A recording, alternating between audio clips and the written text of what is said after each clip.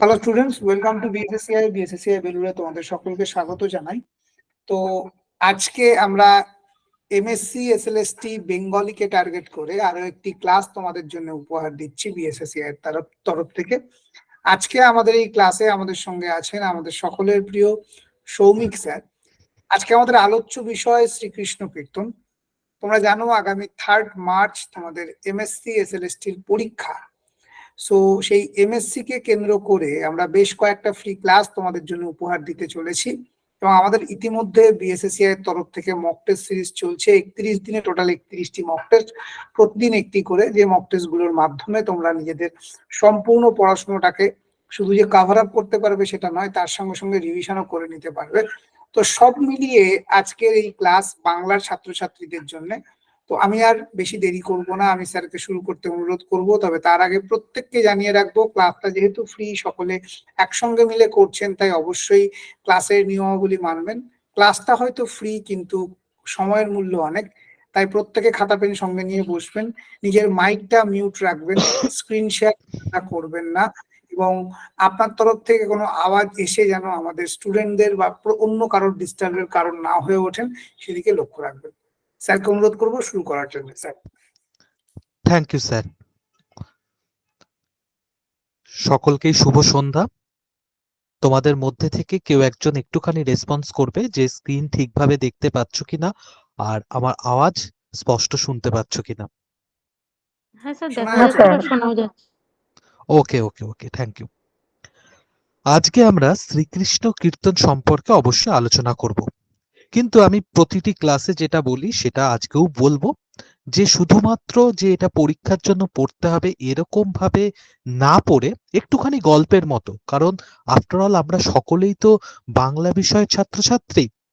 তা সেটা কিভাবে আমরা শ্রীকৃষ্ণ কীর্তনটা শুরু করব? আমরা গতকাল দেখেছিলাম যে চর্যাপদ, আজকে তার পরবর্তীতে আমরা শ্রীকৃষ্ণ কীর্তন। এই মধ্যবর্তী সময়ের ইতিহাসটা একটুখানি গল্পের মতো বলবো।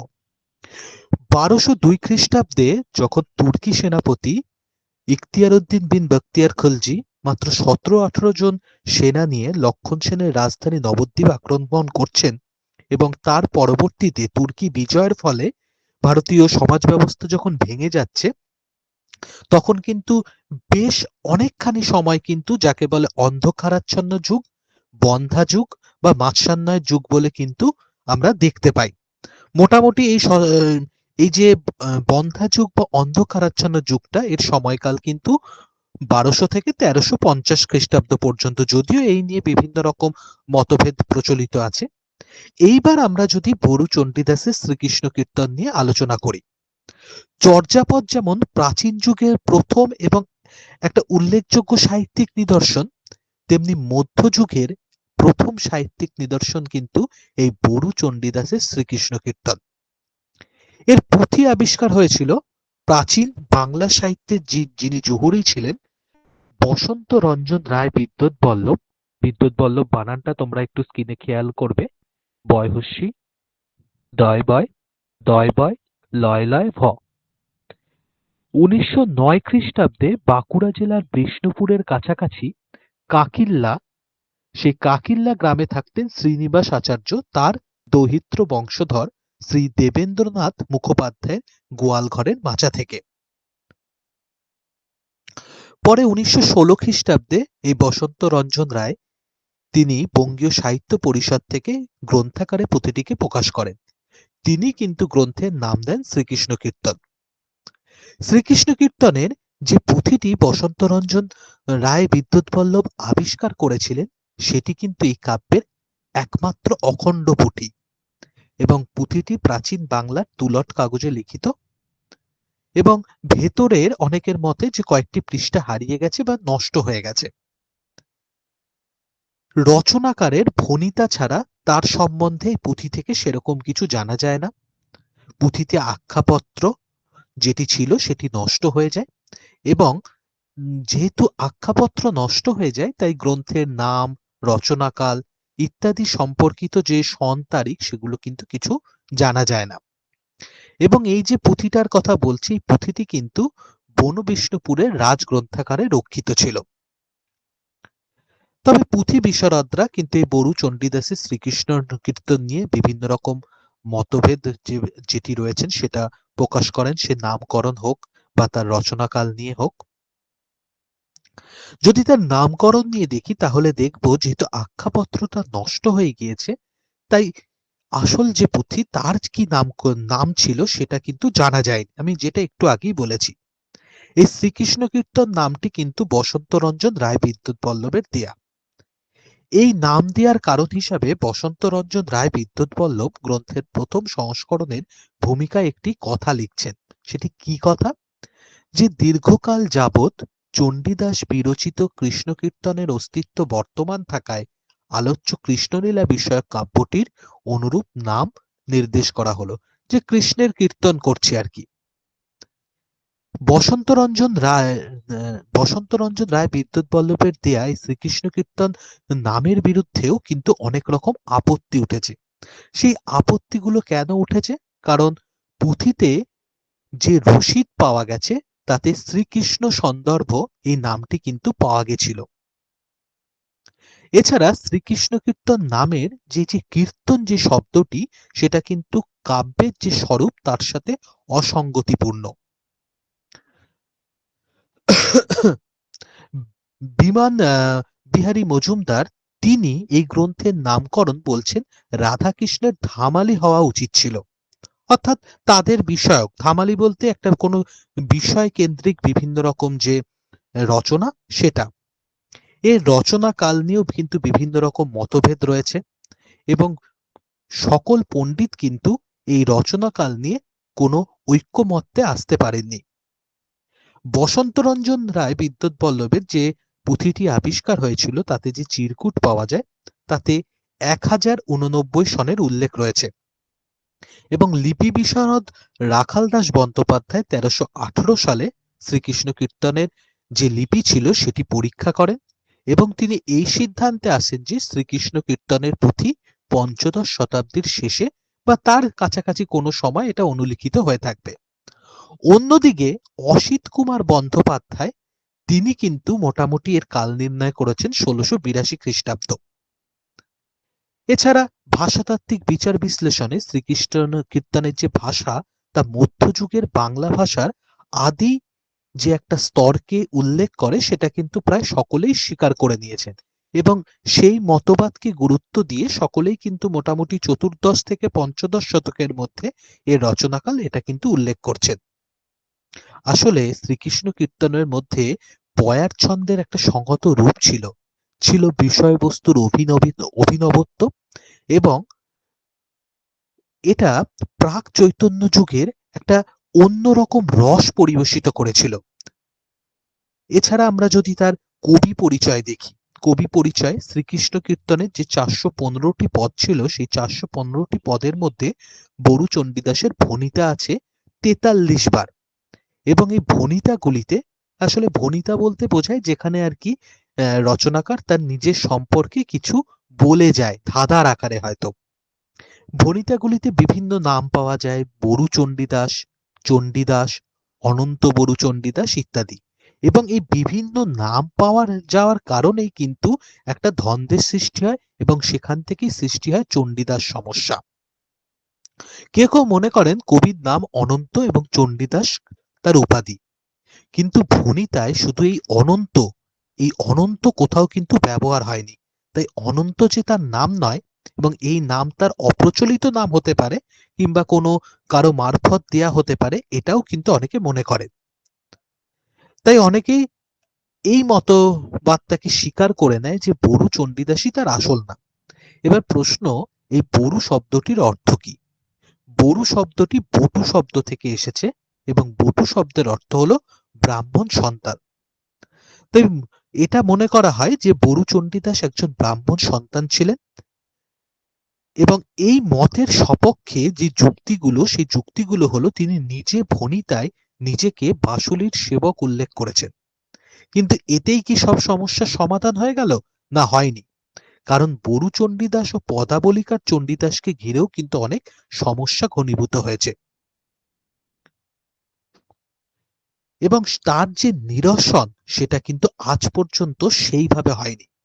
এছাড়া কবির যে আবির্ভাব যে স্থান রয়েছে, সেই আবির্ভাব স্থান নিয়েও কিন্তু বিভিন্ন রকম মতবিরোধ রয়েছে।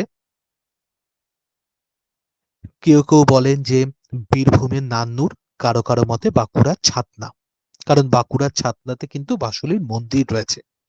এবার যদি আমরা কাব্য কাহিনীর দিকে আসি, তাহলে আমরা দেখতে পারবো যে এর কাব্য কাহিনী কিরকম ছিল। রাধাকৃষ্ণের প্রেমলীলা শ্রীকৃষ্ণ কীর্তনের প্রধান উপজীব্য বিষয়। কৃষ্ণের জন্ম থেকে আরম্ভ করে মথুরা গমন, মথুরা থেকে আবার প্রত্যাবর্তন কিছু সময়ের জন্য, এবং রাধাকৃষ্ণের পুনর্মিলনের পর কৃষ্ণের কংস ধ্বংসের জন্য পুনরায় মথুরায় গমন, এবং রাধার কৃষ্ণহারা যে অবস্থা, রাধার যে বিলাপ, সেখানে কিন্তু এই পর্যন্তই কিন্তু কাহিনী রয়েছে। শ্রীকৃষ্ণ কীর্তনের কাব্যটি 13টি খণ্ডে বিভক্ত। খণ্ডগুলি কি কি? জন্মখণ্ড, তাম্বুল খণ্ড, দান খণ্ড, নৌকা খণ্ড, ভার খণ্ড, ভয়াকার বৈষ্ণর ভার খণ্ড, ছত্র খণ্ড, বৃন্দাবন খণ্ড, কালিয়দমন খণ্ড, যমুনা খণ্ড, হার খণ্ড, বান খণ্ড, বংশী খণ্ড এবং রাধা বিরহ। এই রাধা বিরহ নিয়েও কিন্তু আবার কিছু সমস্যা রয়েছে। কি সমস্যা?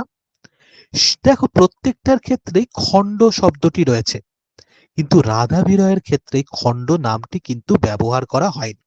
তাই অনেকে বলছেন এটি একটি আলাদা রচনা এবং এটি একটি প্রক্ষিপ্ত, এবং এর যে বিষয়বস্তু রাধা বিরহ, সেটা কিন্তু অন্য যে 12টি খণ্ড আছে তার থেকে খানিকটা আলাদা। তাই অনেকের মতে এটি হয়তো অন্য কারো রচনাও হতে পারে। এইবার যে ব্যাপার, সেটা হচ্ছে চরিত্র বিচার। চরিত্র বিচার, রাধার চরিত্র, এছাড়া কৃষ্ণের চরিত্র এবং বড়াইয়ের চরিত্র। বড়াই চরিত্রটা কিন্তু খুবই গুরুত্বপূর্ণ একটা চরিত্র ছিল। যদি আমরা রাধার দেখি চরিত্র, শ্রীকৃষ্ণ কীর্তনের যে রাধা বা রাধিকা, সেটা কিন্তু একটা পূর্ণাবয়ব চরিত্র। সে রক্ত মাংসে গঠিত একটা চরিত্র, যার মধ্যে প্রাণ রয়েছে, উত্তাপ রয়েছে দেহ, এবং তার বিভিন্ন রকম ইচ্ছা, অনিচ্ছার, আশা, নিরাশা, বাসনা, কামনা, আকুতি, আবেগের কিন্তু আমরা উল্লেখ পাই। শ্রীকৃষ্ণ কীর্তন কাব্যে রাধা চরিত্রের যে আস্তে আস্তে বিকাশ লাভ করছে, সেই বিকাশের স্তরগুলি কিন্তু খুবই গুরুত্বপূর্ণ। সে কখনো রোম্যান্টিক, সে কখনো বাস্তবিক, এবং তার মুখের যে ভাষা, সেটাও কিন্তু খুব সুন্দর। এছাড়া বরু চণ্ডীদাসের যে রাধা আমরা দেখছি, সেই রাধা কিন্তু সরল, সুস্থ, তেজস্বিনী, এবং যার মধ্যে প্রাণোচ্ছল একটা ব্যাপার রয়েছে। সে হিন্দু ঘরের মেয়ে, তার মনে সতীত্ব বোধ রয়েছে, তার মধ্যে সংস্কার রয়েছে, যেটা তার চিরকালের সম্পদ। সে অবস্থাপন্ন ঘরের বধূ, সে নিজেকে সেভাবেই আর কি পরিচয় দিচ্ছে। এছাড়া সে প্রেমে পড়ছে কার? না কৃষ্ণের মতো এক যুবকের। আমরা এখানে বিভিন্ন রকম পদ দেখতে পাই, যে পদগুলো কিন্তু খুবই গুরুত্বপূর্ণ। যেমন বিরহী হৃদয়ের ভাবোচ্ছ্বাস উল্লেখ করে একটি পদ, কেনাবাসী বায়ে বড়াই কালিনী নৈকুলে, কেনাবাসী বায়ে বড়াই এ গোট গোকুলে। রাধা বড়াইকে প্রশ্ন করছে যে এই মনোমুগ্ধকর বাঁশি কে বাজাচ্ছে। এছাড়া সে আরো বলছে, আকুল শরীর মন, মোর বেয়াকুল মন, বাঁশির শবদে মোর আউলাইল রান্ধন। অর্থাৎ আমার রান্না নষ্ট হয়ে যাচ্ছে, আমার মন আকুলি বিকুলি করছে। আসলে তাম্বুল খণ্ড থেকে আরম্ভ করে বিরহ খণ্ডে এসে রাধার যে সুদীর্ঘ যে জীবন চর্চা, সেটা যেন শেষ হচ্ছে।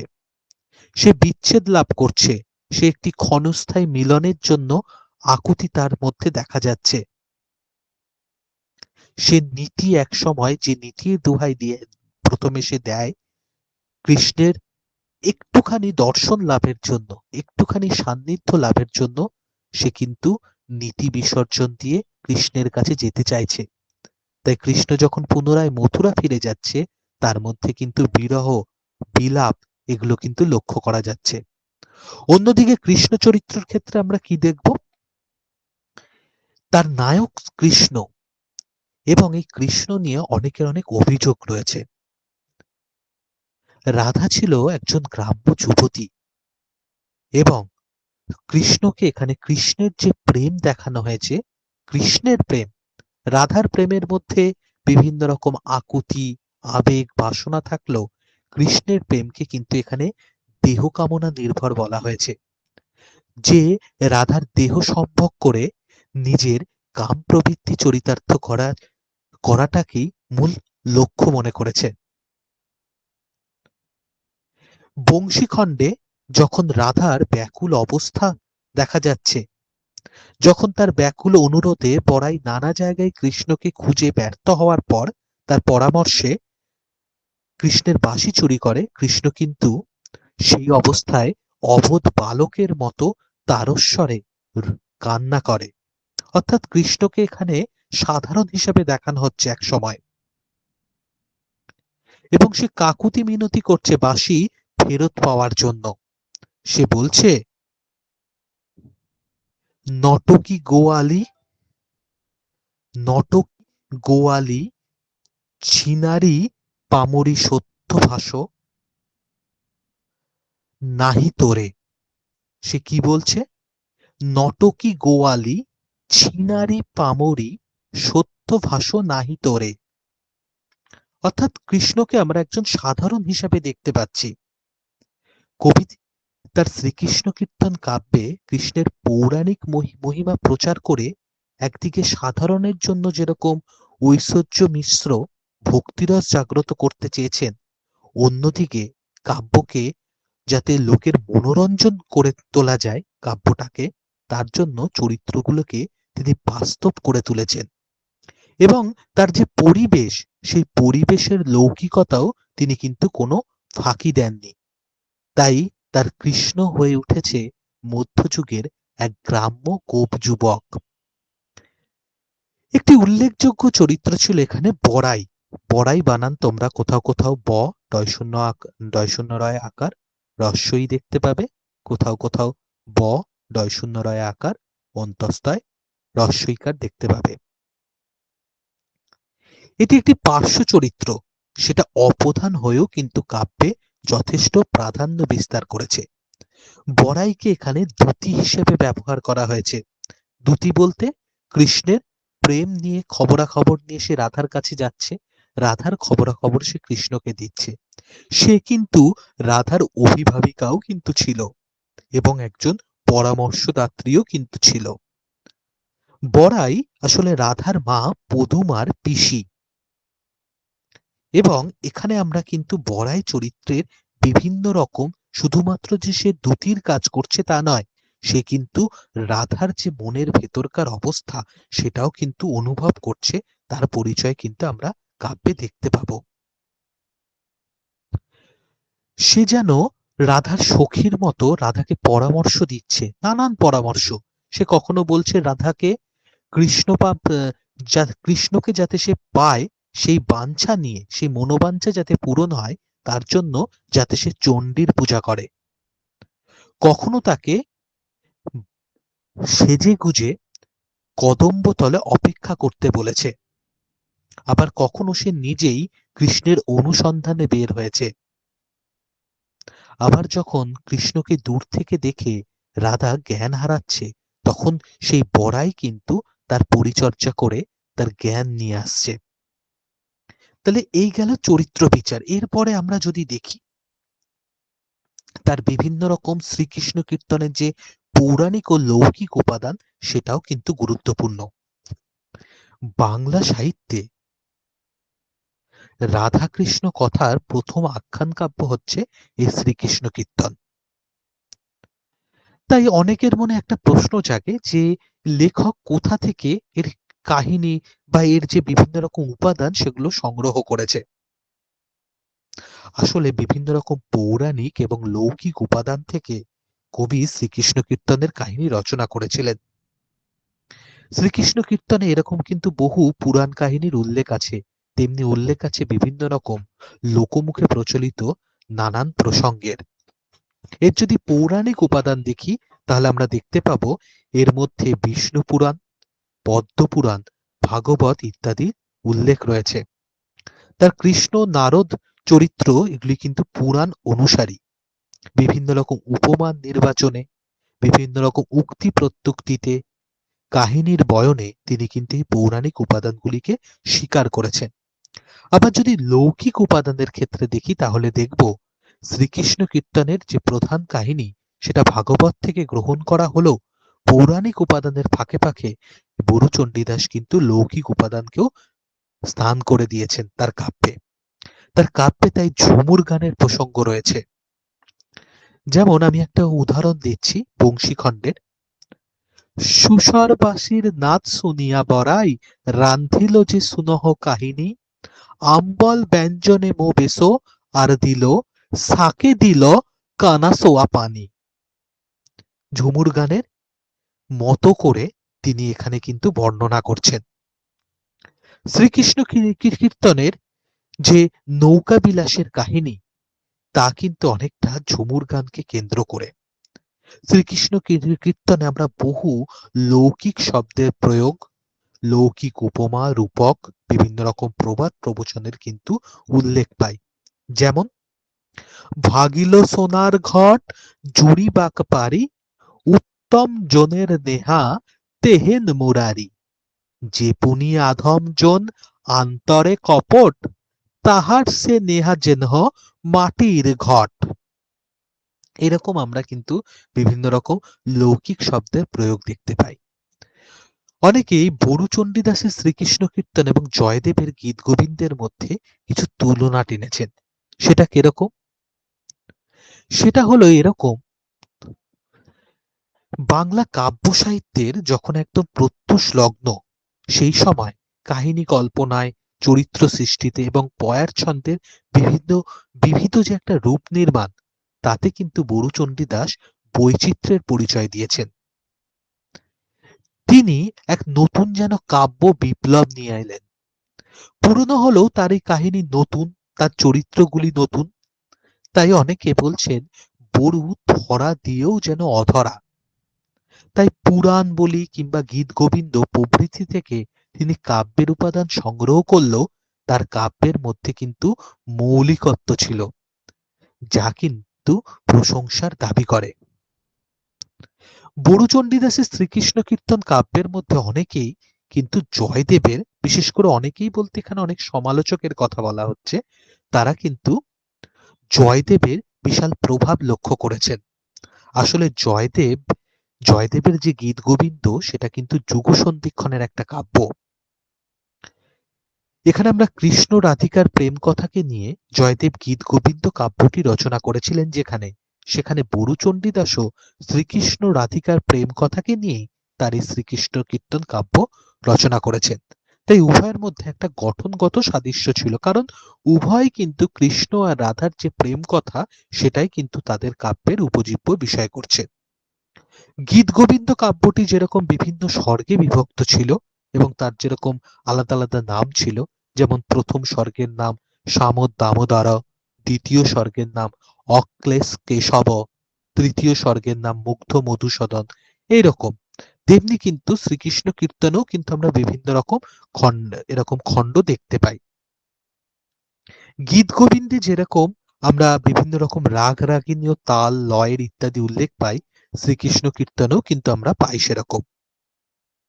এবং শ্রীকৃষ্ণ কীর্তনের চরিত্রগুলির যে উক্তি প্রত্যুক্তি, তার মধ্যে যেরকম একটা নাটকীয়তা রয়েছে, তার মধ্যে কিন্তু অনেকেই গীত গোবিন্দের প্রভাব লক্ষ্য করেছেন। আবার শ্রীকৃষ্ণ কীর্তনের অনেকগুলো পদ যেন গীত গোবিন্দের অনুবাদ, তবে অনেকে বলছেন এটা পুরোপুরি অনুবাদ না, এটা ছিল ভাবানুবাদ। এরপর আমরা যদি জয়দেবের এই গীত গোবিন্দের, আমরা তো জয়দেবের গীত গোবিন্দের সাথে সাদৃশ্য উল্লেখ করলাম, তাহলে কি হুবহু এক? তাহলে তো প্রথমে বলতাম না যে বরু ধরা দিয়েও অধরা, এবং তাহলে তো এটাও বলতাম না যে তার মধ্যে তিনি মৌলিকত্বের ছাপ রেখেছেন, তিনি ছাপ রেখেছেন অভিনবত্বের। আসলে জয়দেবের গীত গোবিন্দকে গুরুচণ্ডীদাস অনুসরণ করলেও তিনি কিন্তু খুব সচেতন ছিলেন এ বিষয়ে। তিনি তার কাব্যের কোনো জায়গাকে কৃত্রিম হতে দেননি, তাই তার চরিত্রগুলি অনেক বেশি বাস্তবিক। আর এই বাস্তবের গন্ধ যাতে তার কাব্যে থাকে, তাই তার চরিত্রগুলির উক্তি প্রত্যুক্তি বলি বা ঘটনার বিভিন্ন রকম প্রসঙ্গ বলি, সেক্ষেত্রে কিন্তু তিনি বিভিন্ন রকম লৌকিক প্রবাদ প্রবচন অনুষঙ্গকে কিন্তু স্থান দিয়েছেন। বিভিন্ন রকম যে বর্ণনা, সেই বর্ণনায় কিন্তু তিনি জয়দেবের গীত গোবিন্দ থেকে কিন্তু খানিকটা সরে এসেছেন। শ্রীকৃষ্ণ কীর্তনে গীতি কবিতার যে সুরেলা ভাব রয়েছে, তার মধ্যে জয়দেবের গীত গোবিন্দের সুরেলা ভাবের প্রকাশ কিন্তু খুবই কম। এক্ষেত্রে কিন্তু বরু চণ্ডীদাস মৌলিকত্ব বজায় রেখেছেন। এছাড়া কাহিনী যে বয়ন, সেই বয়নের ক্ষেত্রেও কিন্তু তিনি তার অভিনবত্ব, তার যে মৌলিকত্ব, সেটা কিন্তু তিনি রেখে গিয়েছিলেন। জয়দেবের কাব্য যেখানে রচিত হয়েছিল সংস্কৃত ভাষায়, সেখানে শ্রীকৃষ্ণ কীর্তন রচিত হয়েছিল নবজাত বাংলা ভাষায়। গীত গোবিন্দের ছন্দ যেখানে ছিল অপভ্রংশ ভাষায়, সেখানে বরুর ছন্দ ছিল তার নিজস্ব পয়ার এবং ত্রিপদী ছন্দ। জয়দেবের গীত গোবিন্দ যেখানে ছিল মিলনাত্মক, সেখানে শ্রীকৃষ্ণ কীর্তনের শেষ অংশটা খণ্ডিত, এবং অনেকে একে বিয়োগান্তক নাটকের সাথেও কিন্তু তুলনা করে।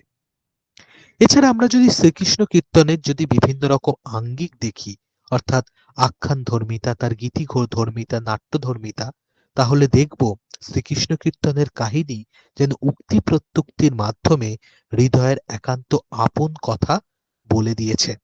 কিভাবে বলেছে? রসের সাথে সম্পৃক্ত করে। এই রস হচ্ছে নাট্যরস এবং গীতিরস। এর আখ্যান ধর্মিতা যদি দেখি, তাহলে দেখব শ্রীকৃষ্ণ কীর্তনের কাহিনী গড়ে উঠছে রাধাকৃষ্ণের প্রেম কথাকে কেন্দ্র করে মোট 13টি খণ্ডে। প্রতিটি খণ্ডের সাথে প্রতিটি খণ্ডের একটা পারস্পরিক যোগসূত্র বর্তমান। কাহিনীর প্রথমে আমরা দেখি কৃষ্ণের প্রতি বিরূপা এবং অত্যন্ত রুষ্ঠা রাধা, যে কিছুতেই কৃষ্ণের কাছে ধরা দিতে চায় না। পরবর্তীতে বরায়ের মধ্যস্থতা এবং বিভিন্ন রকম প্রলোভন তাকে প্রথম দিকে বিচলিত করতে না পারলেও সে কিন্তু পরবর্তীতে কৃষ্ণপ্রেমে পাগল হয়েছে, মাতোয়ারা হয়েছে। অন্যদিকে আমরা যদি কৃষ্ণকে দেখি, তাহলে দেখব কৃষ্ণ রাধার রূপের কথা শুনেই তাকে পাওয়ার জন্য চঞ্চল অধীর হয়ে উঠেছে। সে নানা কৌশল প্রয়োগ করেছে এবং কখনো কখনো জোরপূর্বক রাধাকে সম্ভোগের চেষ্টা করেছে। এবং একসময় দেখা যায় রাধা তার মনের যাবতীয় প্রতিকূলতা সরিয়ে কৃষ্ণমুখী হয়ে গেছে। এবং এইভাবেই কিন্তু যে আখ্যান রস, সেটা কিন্তু দানা বেঁধেছে। এর যদি গীতিধর্মিতা দেখি, তাহলে দেখব এখানে সুরের প্রাধান্য রয়েছে। বিভিন্ন খণ্ডে রাগ, রাগিনী, তাল, লয়ের উল্লেখ রয়েছে। এই গীতিধর্মিতার কারণে এই গ্রন্থকে অনেকে ঝুমুর গান, জাগের গান, ধামারের লক্ষণ বলেও কিন্তু অনেক সমালোচক মন্তব্য করছেন। অন্যদিকে নাট্যধর্মিতা নিয়ে সুকুমার সেন বলছেন যে শ্রীকৃষ্ণ কীর্তন কাব্য যেন নাট্যগীতি কাব্য। রাধার উক্তি একটি খুব উল্লেখযোগ্য এই প্রসঙ্গে, বরার বহুয়ারি আম্মে বরার ঝি, মোর রূপ যৌবনে তোমাতে কি। শ্রীকৃষ্ণ কীর্তনের এবার যদি আমরা সমাজ চিত্র দেখি, তাহলে দেখতে পাবো যে এটা যেন লৌকিক প্রেমের কাব্য। এটাই এখানে সমাজ জীবনের তৎকালীন সমকালীন যে সমাজ জীবন, যে বাস্তব জীবন, সেটা কিন্তু বরু চণ্ডীদাস অনুসরণ করেছিলেন। চতুর্দশ পঞ্চদশ শতকের যে রাষ্ট্রিক এবং সামাজিক জীবনের যে প্রতিফলন, সেটা কিন্তু এই শ্রীকৃষ্ণ কীর্তন কাব্যে ঘটেছিল, যা ছিল তুর্কি আক্রমণের পরবর্তী সময়। আসলে শ্রীকৃষ্ণ কীর্তন কাব্যের পটভূমি হিসাবে যে সমাজ জীবন এখানে উপস্থাপিত হয়েছে, তার একটি হলো পৌরাণিক ব্রাহ্মণ্য সংস্কৃতি দ্বারা পুষ্ট একটা সমাজ সংস্কার, যে সমাজে গোপপল্লীর জীবন ধারণের যে দিক, সেটা তুলে ধরা হয়েছে। এছাড়া এখানে বিভিন্ন রকম জনজীবনের পরিচয় আমরা পাই। গোপ, ব্রাহ্মণ, ক্ষত্রিয়, বৈশ্য, নমশূদ্র, তেলি, নাপিত, বাদিয়া অর্থাৎ সাপুড়ে, এদের কিন্তু উল্লেখ পাই। এবং বাল্যবিবাহ রীতি যে সে সময় বর্তমান ছিল সেটাও কিন্তু জানতে পারি, কারণ রাধার কিন্তু বাল্যবিবাহ হয়েছিল। সেই সময়কার পারিবারিক যে গঠন সেটা আমরা জানতে পারি, এবং অবৈধ যে প্রেম সে সময় ছিল সেটাও কিন্তু আমরা দেখতে পাই। সমকালীন জীবনের যে একটা যৌথ পরিবারের চিত্র সেটা কিন্তু শ্রীকৃষ্ণ কীর্তনে উঠে এসেছে। রাধা তার স্বামী আইহন, শাশুড়ি, এদেরকে নিয়ে কিন্তু, তার ননদ, এদেরকে নিয়ে কিন্তু থাকতো। সমকালীন জীবনের যে বিভিন্ন রকম রাজকর, সেই রাজকর প্রথারও কিন্তু আমরা এখানে উল্লেখ পাই। এছাড়া সেই সময়কার বিভিন্ন রকম আহার বিহার, সেই সময়কার পোশাক পরিচ্ছদ, এই সমস্ত সম্পর্কেও কিন্তু আমরা বিভিন্ন রকম তথ্য এখান থেকে পাই। সেই সময় সমাজে অস্পৃশ্যতা ছিল, ভেদাভেদ ছিল, এটাও আমরা জানতে পারি। আসলে শ্রীকৃষ্ণ কীর্তনে রাধার একটা ক্রমবিকশিত রূপ প্রকাশ পেয়েছিল, যার শেষ দিকে অর্থাৎ বিরহ খণ্ডে যে রাধার যে তার শেষ পরিণতি সেটা আমরা পরবর্তী পদাবলীর রাধার মধ্যে কিন্তু দেখতে পাই। তাই অনেকেই বলেন শ্রীকৃষ্ণ কীর্তনের রাধার যেখানে শেষ, পদাবলীর রাধা যেন সেখানেই শুরু করছে। শ্রীকৃষ্ণ কীর্তনের এবার যদি আমরা বিভিন্ন রকম বৈশিষ্ট্য নিয়ে উল্লেখ করি, ভাষাতাত্ত্বিক বা ধ্বনিতাত্ত্বিক যে বৈশিষ্ট্য সেগুলো নিয়ে যদি আমরা উল্লেখ করি, তাহলে আমরা দেখতে পাবো যে এখানে আমরা ধ্বনিতত্ত্বের দিক থেকে যদি দেখি ভাষাতাত্ত্বিক বৈশিষ্ট্যগুলো, তাহলে দেখব অ কখনো কখনো অ ছিল, আবার পদের শেষে সেটা আ হয়ে গেছে, যেমন আকারণ, আচেতন। আবার কখনো কখনো অও ছিল, যেমন রন্ধন, অ ছিল কিন্তু।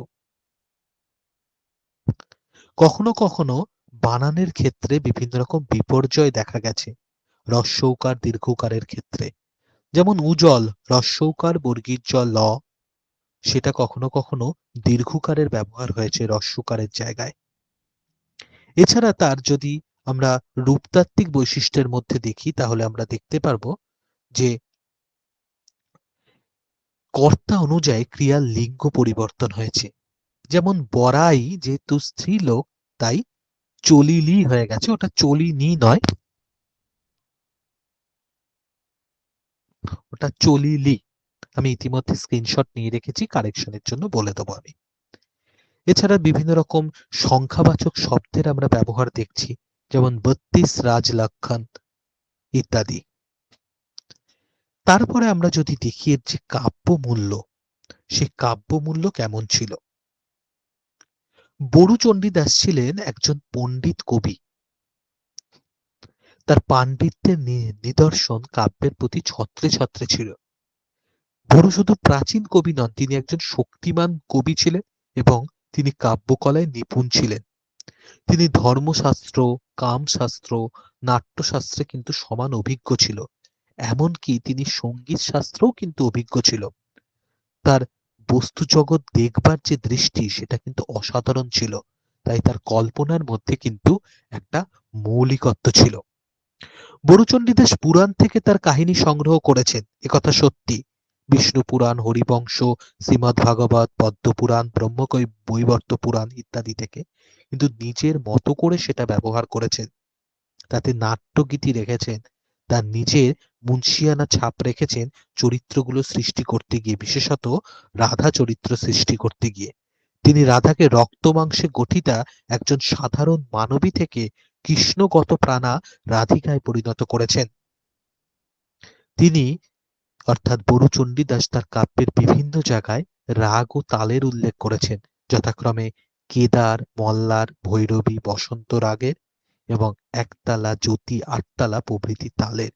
এবং এ থেকে বোঝা যায় তিনি একজন সঙ্গীতজ্ঞ বা সঙ্গীত বিশারদও কিন্তু ছিলেন। তিনি তার কাব্যে বিভিন্ন রকম প্রবাদ প্রবচনের ব্যবহার করেছেন, যেমন কৃষ্ণের একটি উক্তি, সোনা ভাঙিলে আছে উপায়ে, জুড়িয়ে আগুন তাপে, পুরুষ নিয়া ভাঙিলে জুড়িয়ে কাহার বাপে। অর্থাৎ সোনা ভাঙলে আগুনের তাপ দিয়ে তাকে জোড়া লাগানো যায়, কিন্তু পুরুষের প্রেম একবার ভেঙে গেলে তার জোড়া লাগানো যায় না। আবার যেমন রাধা কৃষ্ণের বাঁশি শুনে বড়াইয়ের কাছে একটি উপমা দিচ্ছেন, বন পড়ে আগ বড়াই জগজনে জানি, মোর মন পড়ে যেন কুম্ভারের বনি। অর্থাৎ আগুনে বন পড়ে সেটা সারা জগতের লোক জানে, কিন্তু আমার মন যে পুড়ছে সেটা ওই কুমোরের যে আগুন রয়েছে সে আগুনের মতো ভেতর ভেতর পুড়ছে, লোকে তা জানতেও পারছে না, দেখতেও পারছে না। শ্রীকৃষ্ণ কীর্তনে কিন্তু আদি মধ্যযুগের যে মিশ্রবৃত্ত রীতি তার যে প্রাথমিক রূপ সেটা কিন্তু লক্ষ্য করা গেছিল। চর্যাপদের প্রয়ার দ্বিপদীর অনুবর্তন এখানে লক্ষ্য করা গেলেও এখানে এখানে কিন্তু একটা সংহত এবং বৈচিত্র্যপূর্ণ রূপ দেখা গিয়েছিল। এখানে বিভিন্ন ভিন্ন ভিন্ন ধরনের পয়ার ও ত্রিপদীর পরিচয় রয়েছে, সেটা 10 8 মাত্রা বা 10 8 মাত্রা বা 8 8 মাত্রার। এখানে চৌপদী দ্বিপদী মহাপয়ারও কিন্তু উল্লেখ আমরা দেখতে পাই। তবে অনেকে বলছেন এর কিছু কিছু জায়গায় এর যে ভাষাটা সেটা দুর্বোধ্য হয়ে গেছে, কিন্তু যদিও এই বক্তব্য সব ক্ষেত্রে সঠিক নয়। আসলে এবার যদি আমরা দেখি যে পরবর্তী যে বাংলা সাহিত্য ছিল তাতে এটা কতখানি প্রভাব বিস্তার করেছিল।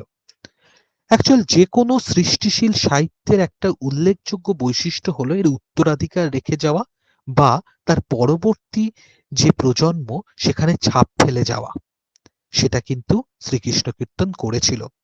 শ্রীকৃষ্ণ কীর্তনের একটি যেমন পদ রয়েছে বংশীখণ্ডের, কেনাবাসী বায়ে বড়াই কালিনী নৈকুলে, কেনাবাসী বায়ে বড়াই এ গোট গোকুলে, আকুল শরীর মন বেআকুল মন, বাঁশির শবদে মো আউলাইল রান্ধন।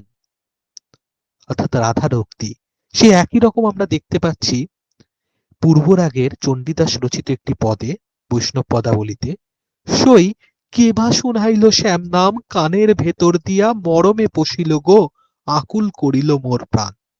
দেখো দুটো ক্ষেত্রেই কিন্তু রাধার যে আকুতি যে বিলাপ সেটা কিন্তু প্রায় একই রকম।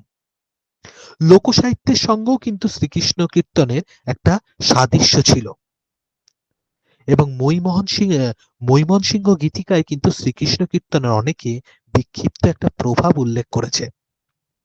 শ্রীকৃষ্ণ কীর্তনে খুব সুন্দরভাবে উক্তি প্রত্যুক্তিগুলো রচনা করা হয়েছিল, কৌতুক রস তৈরি করা হতো। এখানে বিভিন্ন রকম লৌকিক প্রবাদেরও কিন্তু আমরা উল্লেখ দেখতে পাই। যেমন শ্রীকৃষ্ণ কীর্তনে একটি আমি পংক্তি উল্লেখ করব, দেখিল পাকিল বেল গাছের উপরে, আরতিল কাক তাক ভকিতে না পারে। এইরকম কিছু উক্তি আমরা কিন্তু এখানে দেখতে পাচ্ছি। এবং যদি আমরা বলি যে মঙ্গল কাব্যে, সেই মঙ্গল কাব্যেও কিন্তু বিচ্ছিন্নভাবে শ্রীকৃষ্ণ কীর্তনের ছায়াপাত ঘটেছে। সেটা আমরা বিজয়গুপ্তের রচনা দেখি বা কীতকাদাস ক্ষেমানন্দের রচনাতেও আমরা দেখতে পাবো। এছাড়া শিবায়ন, অন্নদামঙ্গল, চৈতন্যমঙ্গল, ধর্মমঙ্গলের ক্ষেত্রেও কিন্তু বিভিন্ন রকম ভাবে কিন্তু এই শ্রীকৃষ্ণ কীর্তনের আমরা প্রভাব দেখেছিলাম। শ্রীকৃষ্ণ কীর্তন কাব্যের ঐতিহাসিক গুরুত্বও কিন্তু কম নয়। আদি মধ্যযুগের প্রথম নিদর্শন হিসেবে শ্রীকৃষ্ণ কীর্তনে ভাষাতাত্ত্বিক গুরুত্ব ইতিমধ্যেই স্বীকৃত।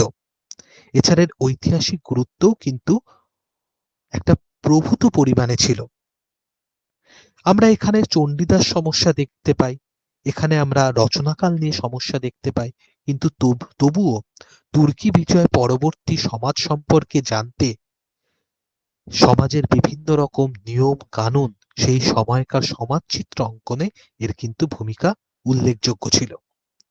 শ্রীকৃষ্ণ কীর্তন কাব্য এবং চণ্ডীদাস সমস্যা নিয়ে অনেক পণ্ডিতবর্গ অনেক রকম মতামত প্রকাশ করেছেন, সেটিও আমরা একটু আলোকপাত করব।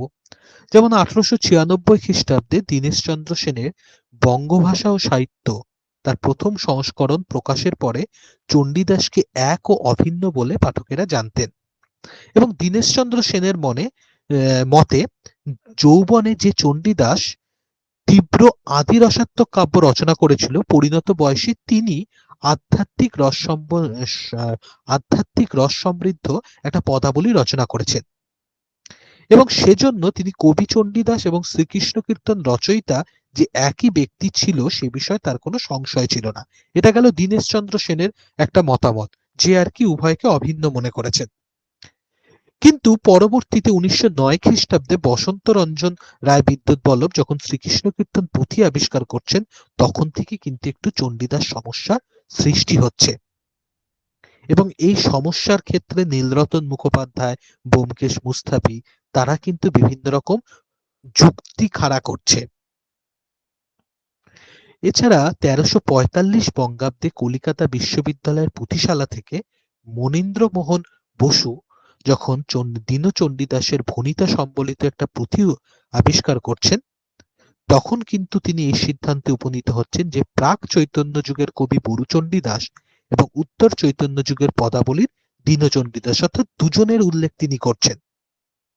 এছাড়া সতীশচন্দ্র রায়, তারপরে হরেকৃষ্ণ মুখোপাধ্যায়, এনারাও কিন্তু বিভিন্ন রকম মতামত প্রকাশ করছেন এবং এই সকলের মতামতকে গবেষণা করে হরপ্রসাদ শাস্ত্রী, শ্রীকুমার বন্দ্যোপাধ্যায়, গোপাল হালদার তারা এই সিদ্ধান্তে আসছেন যে চণ্ডীদাস তিনজন ছিলেন।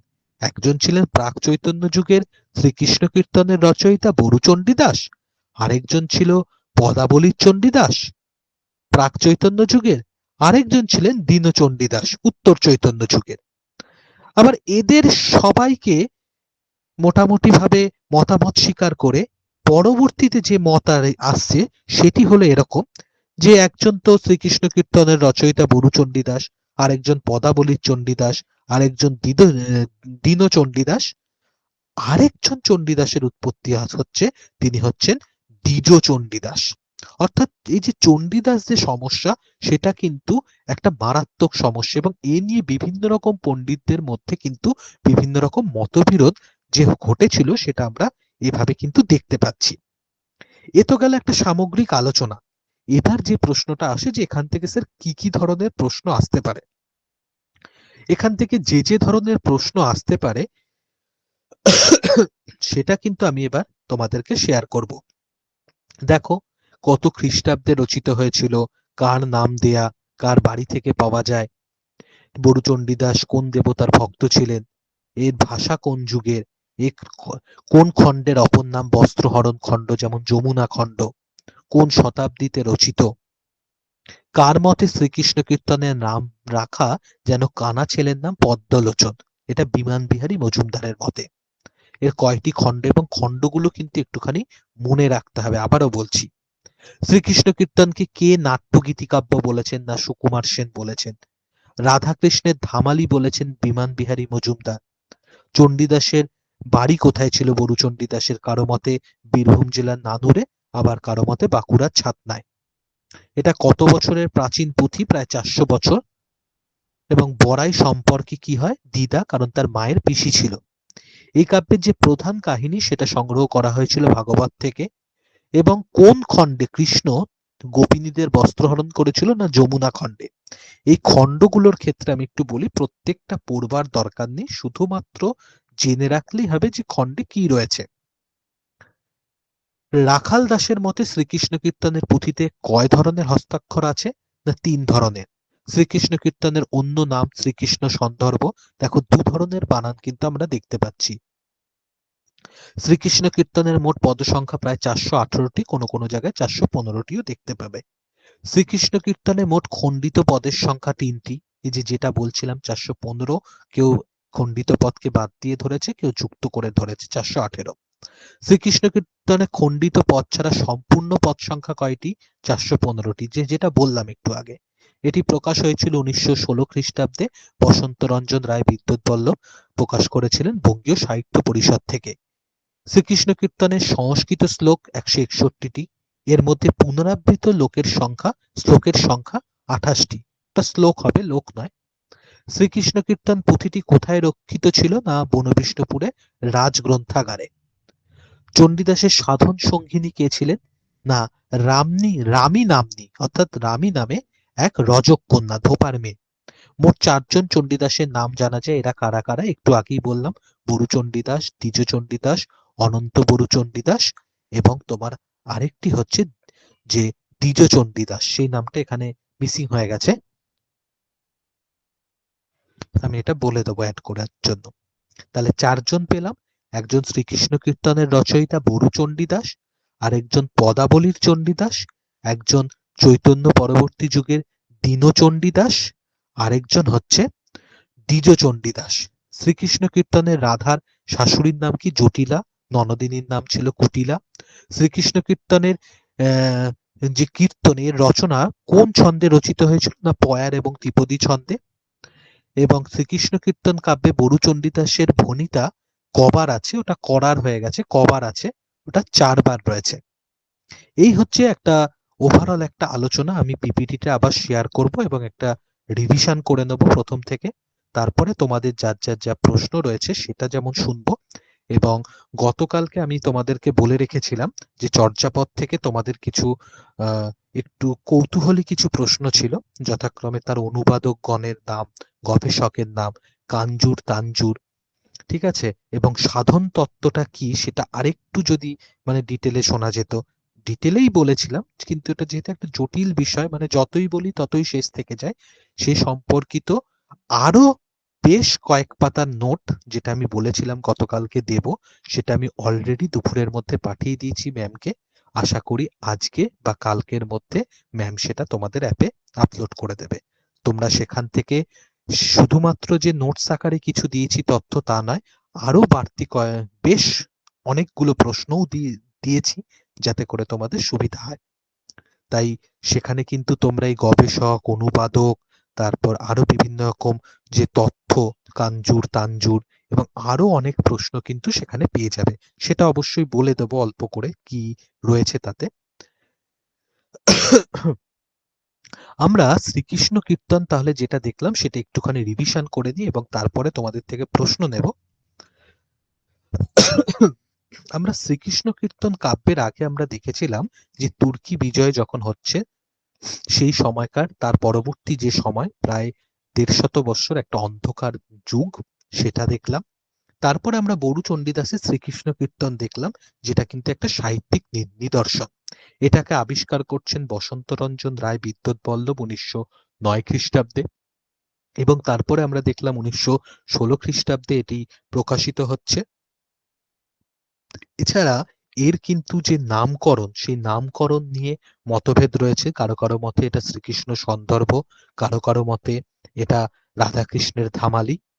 এর রচনাকাল নিয়েও কিন্তু পণ্ডিতদের মধ্যে বিভিন্ন রকম মতভেদ রয়েছে। আবার কবির যে পরিচয়, বরু চণ্ডীদাস, চণ্ডীদাস, অনন্ত বরু চণ্ডীদাস, এসব নিয়েও বিভিন্ন রকম মতভেদ রয়েছে। এই বরু শব্দটি বটু শব্দ থেকে এসেছে, যার অর্থ ব্রাহ্মণ সন্তান। চণ্ডীদাসের আবির্ভাব নিয়েও কারো মতে তিনি জন্মেছিলেন বীরভূমের নানুরে, কারো মতে বাঁকুড়ার ছাতনায়। এর কাব্য কাহিনী ছিল রাধাকৃষ্ণের যে প্রেম সেটা নিয়ে।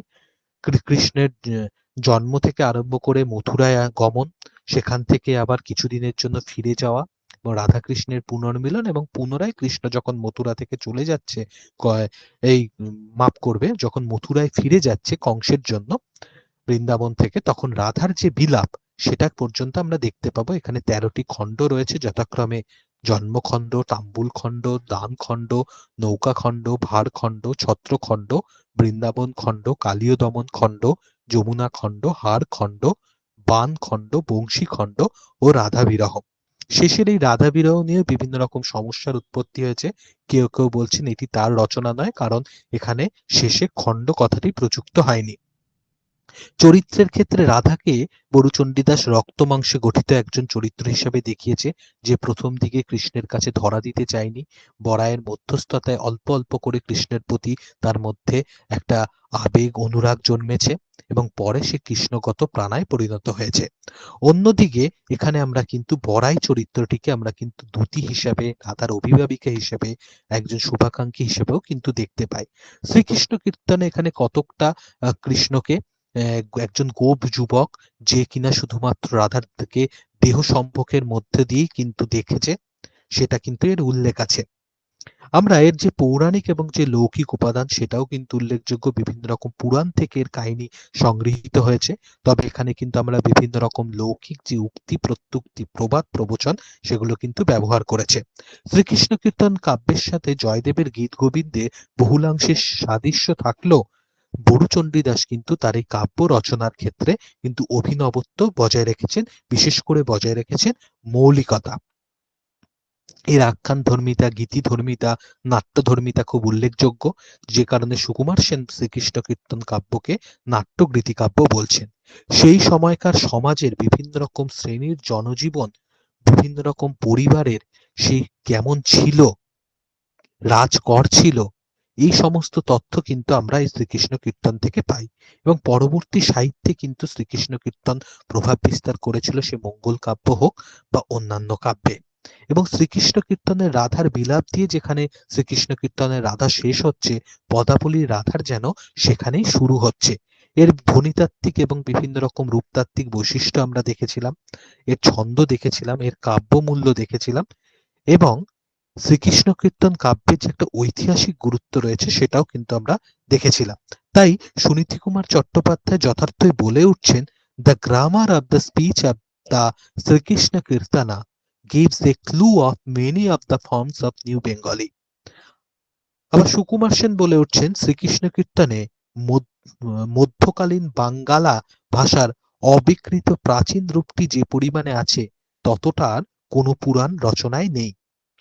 শ্রীকৃষ্ণ কীর্তনে আমরা চণ্ডীদাস সমস্যা দেখেছি, এবং যেখান থেকে আমরা দেখেছি তিনজন চণ্ডীদাস থেকে আস্তে আস্তে চারজন চণ্ডীদাসের যে একটা মতামত সেটাও কিন্তু রয়েছে, যথাক্রমে বড়ু চণ্ডীদাস যিনি শ্রীকৃষ্ণ কীর্তন রচনা করেছিলেন, তারপর পদাবলীর চণ্ডীদাস, চৈতন্য পরবর্তী যুগের দীন চণ্ডীদাস, এবং দ্বিজ চণ্ডীদাস যিনিও কিন্তু চৈতন্য পরবর্তী যুগের ছিলেন। এরপরে আমরা বিভিন্ন রকম যে প্রশ্ন রয়েছে, যেগুলো যে যে ধরনের প্রশ্ন আসতে পারে মনে রাখার বিষয়, সেখানে কিন্তু আমরা সেটা দেখেছিলাম। এই হচ্ছে আজকের ওভারঅল একটা শ্রীকৃষ্ণ কীর্তন সম্পর্কে আলোচনা। আমি তোমাদের থেকে প্রশ্ন নেয়ার আগে গতকালকের চর্যাপদ থেকে যে তোমরা কিছু অনুষঙ্গ বলেছিলে, যার আমি অলরেডি পাঠিয়ে দিয়েছি, সেই তথ্যগুলো সম্পর্কে একটুখানি বলে দিচ্ছি যাতে করে তোমাদের নোটটা পেলে পড়তে সুবিধা হয়। আমি বিভিন্ন রকম অনুবাদক এবং গবেষকের নাম দিয়েছি, যেমন বিদেশি গবেষকদের মধ্যে ডক্টর আর্নল্ড বেক, জি টু সি ইত্যাদি। এছাড়া অবাঙালি গবেষকদের মধ্যে রাহুল সাংকিত্যায়ন, রামকৃষ্ণ শুক্লা, বিশ্বনাথ প্রসাদ মিশ্র ইত্যাদি। ইংরাজিতে যে চর্যাপদটা প্রকাশিত হয়েছিল যার নাম ছিল চর্যা বা চরিয়া গীতিকোষা অব বুদ্ধিস্টিক সিদ্ধাস্যা, পিসি বাগচির নেতৃত্বে, প্রবোধচন্দ্র বাগচির নেতৃত্বে।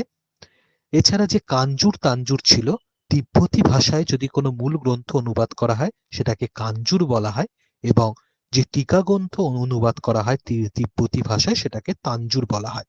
তাহলে তিব্বতী ভাষায় মূল গ্রন্থ অনুবাদ হলে তাকে কাঞ্জুর, আর টিকা গ্রন্থ অনুবাদ হলে তাকে তাঞ্জুর বলা হয়। এছাড়া আমরা যে তথ্য দিয়েছি তার মধ্যে কিন্তু তোমরা সাধন তত্ত্ব সম্পর্কে বেশ খানিকটা কিন্তু তথ্য পাবে। এছাড়াও আরো বিভিন্ন রকম প্রশ্ন দিয়েছি, তথ্য দিয়েছি, এবং এর যে সাহিত্য সমাসবদ্ধ যে পদ ব্যবহার হতো চর্যাপদে সেগুলোর সম্পর্কেও কিছু তালিকা দিয়েছি। তোমরা যখন হাতে পাবে সেটা অবশ্যই তোমরা দেখতে পাবে, এবং আমি সেটা তোমাদেরকে অগ্রিম জানিয়েও রাখলাম। এবার তোমরা শ্রীকৃষ্ণ কীর্তনের যে টপিক যেটা আজকে আলোচনা হলো তার উপর থেকে যদি তোমাদের কোনো প্রশ্ন থাকে, কোনো দ্বন্দ্ব থেকে থাকে, যদি মনে হয় যে কোনো কিছুটা রিপিট করার দরকার, সেটা তোমরা এক এক করে বলবে। এবং অবশ্যই প্রথমেই তোমরা কিন্তু একটুখানি শেয়ার করো তোমাদের অভিজ্ঞতা বা মতামত আজকের ক্লাসটি সম্পর্কে, তোমাদের কেমন লাগলো।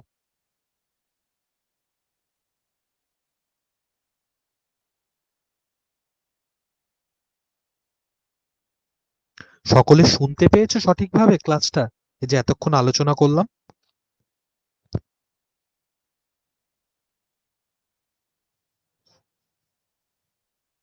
Hello,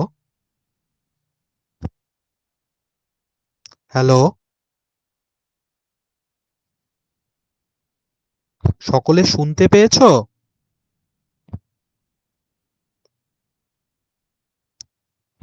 hello.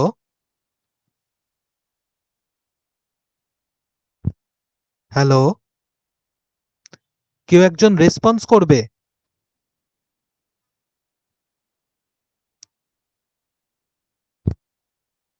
হ্যালো,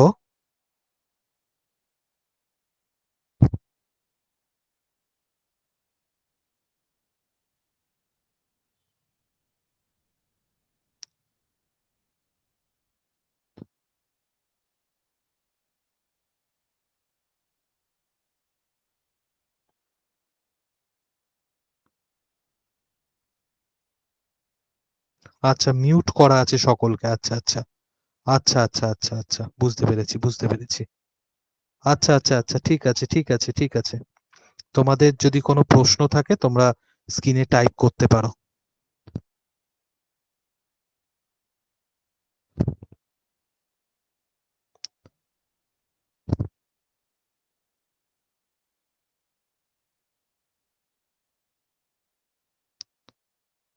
যিনি হোস্ট আছেন তাহলে তিনি একটুখানি আচ্ছা সুকন্যা দেবনাথ থ্যাংক ইউ। যিনি হোস্ট আছেন ইন্দ্রাণী মাল তাকেও অনেক ধন্যবাদ। যিনি হোস্ট আছেন তাকে বলবো একটুখানি আনমিউট করে দিতে যারা যারা প্রশ্ন করতে চাইছে।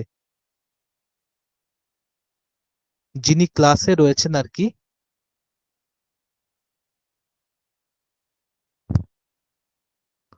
একজন একটু প্রশ্ন করলাম, আমি সাথে সাথে স্ক্রিন থেকে চলে গেলাম, আমি আর দেখতে পেলাম না। আমি একটুখানি বলবো যিনি ক্লাসে রয়েছেন আর কি হোস্ট, একটুখানি যারা রয়েছে ক্লাসে তাদেরকে একটুখানি আনমিউট করে দিতে।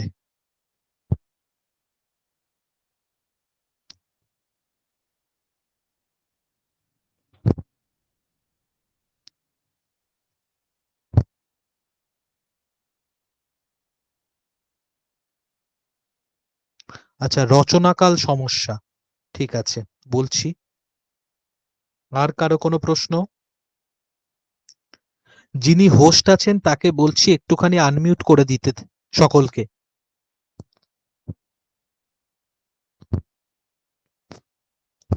প্রান্তিক কর্মকার,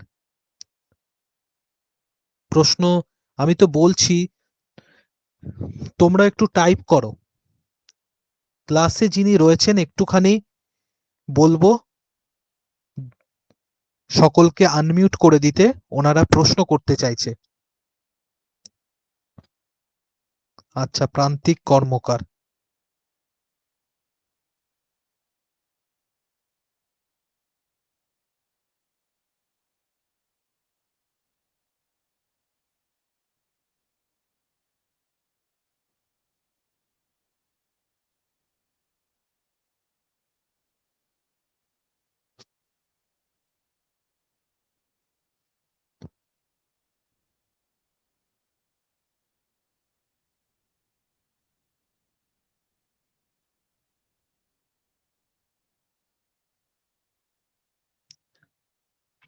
যিনি ক্লাসে রয়েছেন তাকে বলবো একটুখানি সকলকে আনমিউট করে দিতে।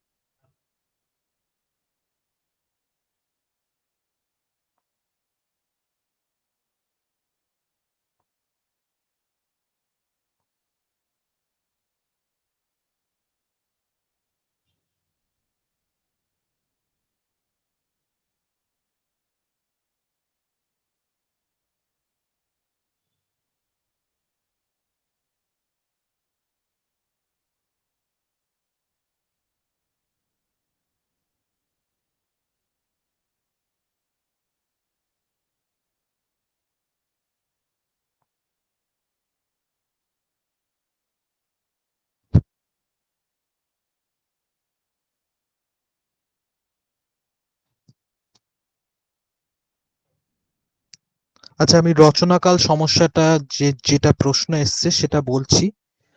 ম্যাম রিপ্লাই দিয়েছে যে দেখছি। আমি ম্যামকে মেসেজ করেছিলাম। আচ্ছা, রচনাকাল সমস্যাটা বলতে বলতে হয়তো যে এই তোমাদের যে আনমিউট সেটা হয়তো সেই প্রসেসটা হয়তো কমপ্লিট হয়ে যাবে। রচনাকাল সমস্যা, যেমন এর আসলে নামকরণ, তারপর চণ্ডীদাস সমস্যা, তারপর জন্ম বৃত্তান্ত, এই সমস্ত সমস্যা তো রয়েছে, রচনাকাল নিয়েও কিন্তু রয়েছে। বসন্ত রঞ্জন, আচ্ছা দেখো তোমাদের আনমিউট করে দিয়েছে হয়তো ম্যাম। হ্যাঁ স্যার, হ্যাঁ হ্যাঁ হ্যাঁ স্যার হয়েছে দিয়েছে। এবার। আচ্ছা আচ্ছা আচ্ছা, ঠিক আছে। তা বসন্ত রঞ্জন রায় বিদ্যুৎ পল্লব, তিনি পুঁথির মধ্যে যে চিরকুটটি পাচ্ছেন তার মধ্যে কিন্তু 1089 সনের উল্লেখ ছিল, এবং লিপি বিশারদ রাখাল দাস বন্দ্যোপাধ্যায় 1318 সালে শ্রীকৃষ্ণ কীর্তনের লিপি পরীক্ষা করেন এবং তিনি এই সিদ্ধান্তে আসেন যে এই পুঁথি পঞ্চদশ শতাব্দীর শেষে বা তার কাছাকাছি কোনো সময় লেখা হয়েছিল। অসিত কুমার বন্দ্যোপাধ্যায় কাল নির্ণয় করে বলছেন এটা মোটামুটি 1682 সালের রচনা। আসলে এর যে রচনাকাল, সেই রচনাকাল নিয়ে মোটামুটি যে যে সকলে যে সিদ্ধান্তে এসেছিলেন সেটা হচ্ছে যে চতুর্দশ পঞ্চদশ শতকের মধ্যবর্তী সময় এটা লেখা হয়েছিল। এই যেরকম চর্যাপদের ক্ষেত্রে আমরা দেখেছিলাম যে সবাই মিলে দশম থেকে দ্বাদশ শতাব্দীতে রচনা হয়েছিল বলে অনুমান করেছিল, এর ক্ষেত্রেও কিন্তু সেটা হয়েছিল যে চতুর্দশ পঞ্চদশ শতকের মধ্যে এটা রচনা হয়েছিল। এই হচ্ছে রচনাকাল সমস্যা। যিনি প্রশ্ন করেছিল, শুনতে পেয়েছে হ্যাঁ সে? হ্যাঁ স্যার, হ্যাঁ স্যার বলছি, তাহলে আচ্ছা, কি ওই সুনীতি কুমার ও শহীদুল্লাহ যেটা বলেছিলেন যে চতুর্দশ থেকে পঞ্চদশ শতাব্দী, সেটাই কি তাহলে আমরা নেব? হ্যাঁ হ্যাঁ, আসলে দেখো, যখন বিভিন্ন রকম মতভেদ আসে না তখন একটা কালের যে স্প্যান অর্থাৎ পরিসর সেটাকে মান্যতা দিতে হয়। কারণ সত্যি কথা হচ্ছে, যখন এই যে এই জন্ম বৃত্তান্ত নিয়ে, নামকরণ নিয়ে এত সমস্যা কেন হয়েছে, কারণ যে প্রথম যে আখ্যাপত্রটা ছিল সে আখ্যাপত্রটাই নষ্ট হয়ে গেছে। তাই যিনি লিখেছেন তিনি কি লিখেছেন সেটা তো কারো পক্ষে জানা সম্ভব নয়। এবার পরবর্তীতে যতজন গবেষণা করেছেন, যতজন গবেষক, তারা সবাই বিভিন্ন রকম তথ্যকে সামনে রেখে তাদের মতো করে যুক্তি খাড়া করেছেন। ঠিক আছে? আচ্ছা, থ্যাংক ইউ স্যার। ওকে। আচ্ছা, প্রান্তিক কর্মকার বলে যে ছিল সে বলছে অনেক প্রশ্ন ছিল, তো একটুখানি রেসপন্স করো। হ্যাঁ স্যার, শোনা যাচ্ছে স্যার? হ্যাঁ, শোনা যাচ্ছে একদম। না না স্যার, অনেক প্রশ্ন না, মানে লেখা যাবে না আর কি, লেখাটা তো সেই জন্য আর কি বলছিলাম আচ্ছা যে আচ্ছা, তুমি মানে বলো বলো, আনমিউট অসুবিধা না নেই, করে বলো। বলবে।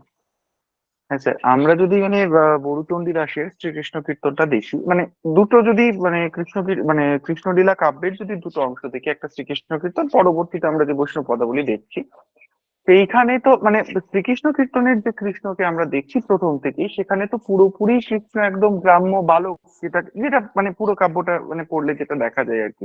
সেখানে তার কথাবার্তাও খুব কিছু কিছু জায়গায় অশ্লীল, মানে কোট আনকোট বলা যেতে পারে হ্যাঁ আর কি। হ্যাঁ হ্যাঁ হ্যাঁ সেইখানটায় স্যার যদি আমরা দেখি, আমি তাম্বুল খণ্ডের কথা বলছি, তাম্বুল খণ্ডে যদি আমরা দেখি, যখন যতদূর সম্ভব, হ্যাঁ, বড়াই মা যখন ওই বনের মধ্য দিয়ে যাচ্ছে আর কি, তাম্বুল খণ্ডে বনের মধ্য দিয়ে যাচ্ছে, হ্যাঁ তখন যখন ওই রাধার যে রূপ বর্ণনা করেছিল, তার পয়োধর যুগল বা তার নিতম্ব যুগল যাবতীয় যা যে ভাষায় আর কি বর্ণনা হ্যাঁ করেছে, হ্যাঁ ঠিক হ্যাঁ সেই জিনিসটা আবার পরে যখন কৃষ্ণের মুখ থেকেই শুনছি আমরা, ওই যে বাঁশিটা যখন তাকে দিয়ে দিল আর কি, এই যে আপনি বললেন লাইনটা, নাটকি গোয়ালি ছিনারি পামরি সত্যবাস নাই তো, তখন এই দুটো জিনিস কিন্তু কৃষ্ণর সাথে আমরা রিলেট করছি, মানে শ্রীকৃষ্ণ কীর্তনে হুম, কৃষ্ণের সাথে। ঠিক সেই হুম, কৃষ্ণই আমরা বৃন্দাবন খণ্ডে গিয়ে দেখছি। হ্যাঁ বৃন্দাবন খণ্ডে হ্যাঁ বৃন্দাবন খণ্ডে দেখছি যে একটা লাইন বলছে যে আম্ভে হরি আম্ভে হর আম্ভে মহাযোগী, এই যে এই কথাটা আর কি। তখন স্যার কৃষ্ণ মানে মানে কৃষ্ণ পুরোপুরি অন্য একটা ক্যারেক্টার হয়ে যাচ্ছে, মানে তিনি নিজেকেই তখন তার তার যে স্বরূপ আর কি, আম্ভে হরি আমি হর আমি মহাযোগী আর কি। তো এই হুম। দুটো জায়গায় কিন্তু কৃষ্ণের মানে কি বলবো আর কি, কৃষ্ণের যে ক্যারেক্টারটা সেটা কিন্তু ঠিকঠাক আসছে না, মানে পুরো তাহলে কি স্যার, মানে সেখানে কি বরুচণ্ডী দাস কৃষ্ণকে পুরো চেঞ্জ করে দিলেন সেই জায়গাটায়, মানে হরি হর আচ্ছা, আর মহাযোগীর সাথে কৃষ্ণের তুলনা করছে একদিকে, আবার আর একদিকে একদম মানে গ্রাম্য বালকের সাথে তুলনা করছে। তার আচ্ছা, ভাষা, তার রুচি, সমস্ত কিছুই আ- এই আমি জায়গাটা কি যদি এবার একটু বলার বলো স্যার। বলবো এবার আমি? হ্যাঁ হ্যাঁ হ্যাঁ হ্যাঁ হ্যাঁ হ্যাঁ হ্যাঁ হ্যাঁ আচ্ছা, স্যার। এবার আমি বলি। আমি এই প্রসঙ্গটা বলেছিলাম, তা বলেছিলাম বলতে অন্যভাবে বলেছিলাম, যাই হোক আমি বলছি। বড়ুচণ্ডী দাস সঙ্গীত বিশারদ ছিলেন এবং খুব সুচতুর ব্যক্তি ছিলেন। দেখো, প্রত্যেকেই যখন কিছু রচনা করে না, তখন কালের দাবিকে মান্যতা দেয়। বরাবরই শ্রীকৃষ্ণ আমাদের কাছে কি বরাভয় দাতা একজন, যে আর কি দুষ্টের দমন করে, শিষ্টের পালন করে, এই চরিত্রটা আমরা দেখে আসছি। হ্যাঁ, তিনি একটু প্রেমিক গোছের মানুষ, সেটাও আমরা জানি। তাই প্রথম দিকে রক আমি একটু আগেই বলেছি যে বড়ুচণ্ডী দাস কিন্তু তার পৌরাণিক যেরকম বিভিন্ন রকম প্রসঙ্গ বা অনুষঙ্গ ব্যবহার করেছেন তার কাব্য রচনা করতে গিয়ে, কাহিনী গ্রন্থনের ক্ষেত্রে, তেমনি কিন্তু যাতে কাহিনীটা বাস্তব হয়, অর্থাৎ যাতে সাধারণ মানুষ রিলেট করতে পারে, সেই কারণে কিন্তু তার এই কাব্যের মধ্যে বিভিন্ন রকম লৌকিক অনুষঙ্গ, লৌকিক প্রবাদ প্রবচন, উক্তি প্রত্যুক্তি, সেগুলো কিন্তু তার চরিত্রের মধ্যে রেখেছিল। এবার স্বাভাবিকভাবেই প্রথম দিকে কৃষ্ণকে এমন ভাবে তিনি আঁকলেন যে কৃষ্ণ একদম সাধারণ একটা প্রেমিকের মতো, গোপ যুবকের মধ্যে কাজ করছে, যার আহ, বাঁশি হারিয়ে গেলে সে কাকুতি মিনতি করছে, কান্না করছে। কৃষ্ণ কাঁদছে, এইটা তো আমরা কখনো ভাবতেও পারি না, কারণ সে সবসময় দুষ্টের দমন করছে, তার প্রভূত পরিমাণ শক্তি, এই জগৎ তাকে ঘিরেই রয়েছে, এটাই আমরা জানি। কিন্তু প্রথম দিকে যাতে একটা বাস্তবিক রূপ থাকে, সেই কারণে কিন্তু তাকে একদম সাধারণ হিসেবে দেখানো হলো। কিন্তু চণ্ডীদাসের মাথায় কিন্তু এটাও রাখতে হয়েছে যে এমন কিছু আমি অশ্লীলতা এখানে পুরোপুরি শেষ অবধি বয়ে নিয়ে যাব না, যেখানে শ্রীকৃষ্ণের কে নিয়ে সাধারণ মানুষের মনের মধ্যে যে একটা আবেগ, তাতে কখনো আঘাত লাগে, কারণ তাহলে তো তাকে সমালোচনার মুখোমুখি হতে হবে। ঠিক যেরকম একজন কোনো ডাইরেক্টর ফিল্ম তৈরি করতে গিয়ে সমাজের বিভিন্ন রকম কদর্য দিকগুলো তুলে ধরে, কিন্তু একটা প্রশ্ন রেখে যায়, এবং সাথে করে কিছু ভালো ক্যারেক্টারও কিন্তু রাখে, যেমন সৎ পুলিশ অফিসারও থাকে, আবার একটু অন্যরকম পুলিশ অফিসারও থাকে, যে একজন সৎ চরিত্রও থাকে, একজন কুটিল চরিত্রও থাকে, মানে সমাজে একটা মানুষ মানেই তো সে পুরোপুরি ভালো নয়, তার মধ্যে কিছু খারাপ অনুষঙ্গ থাকতেই পারে। তাই যখন সে দেখাতে চাইছে প্রথমে কি, যে রাধা হচ্ছে একটা পরস্ত্রী, সেই পরস্ত্রীকে সে গ্রহণ করতে চাইছে, তাহলে তার মধ্যে কি, তার মধ্যে একটা অশ্লীলতা তো থাকবেই। তাই তাকে একজন সাধারণ হিসেবে সেখানে দেখাতে চেয়েছে। আসলে এই দেখাতে চাওয়ার মধ্যে বড়ুচণ্ডী দাসের একটা উদ্দেশ্য ছিল। কি কি ছিল? তৎকালীন সমাজ ব্যবস্থাটাকে, যেটা আমি আজকে বলেছিলাম যে সমাজ চিত্র, সেটাকে তুলে ধরতে চেয়েছিলেন।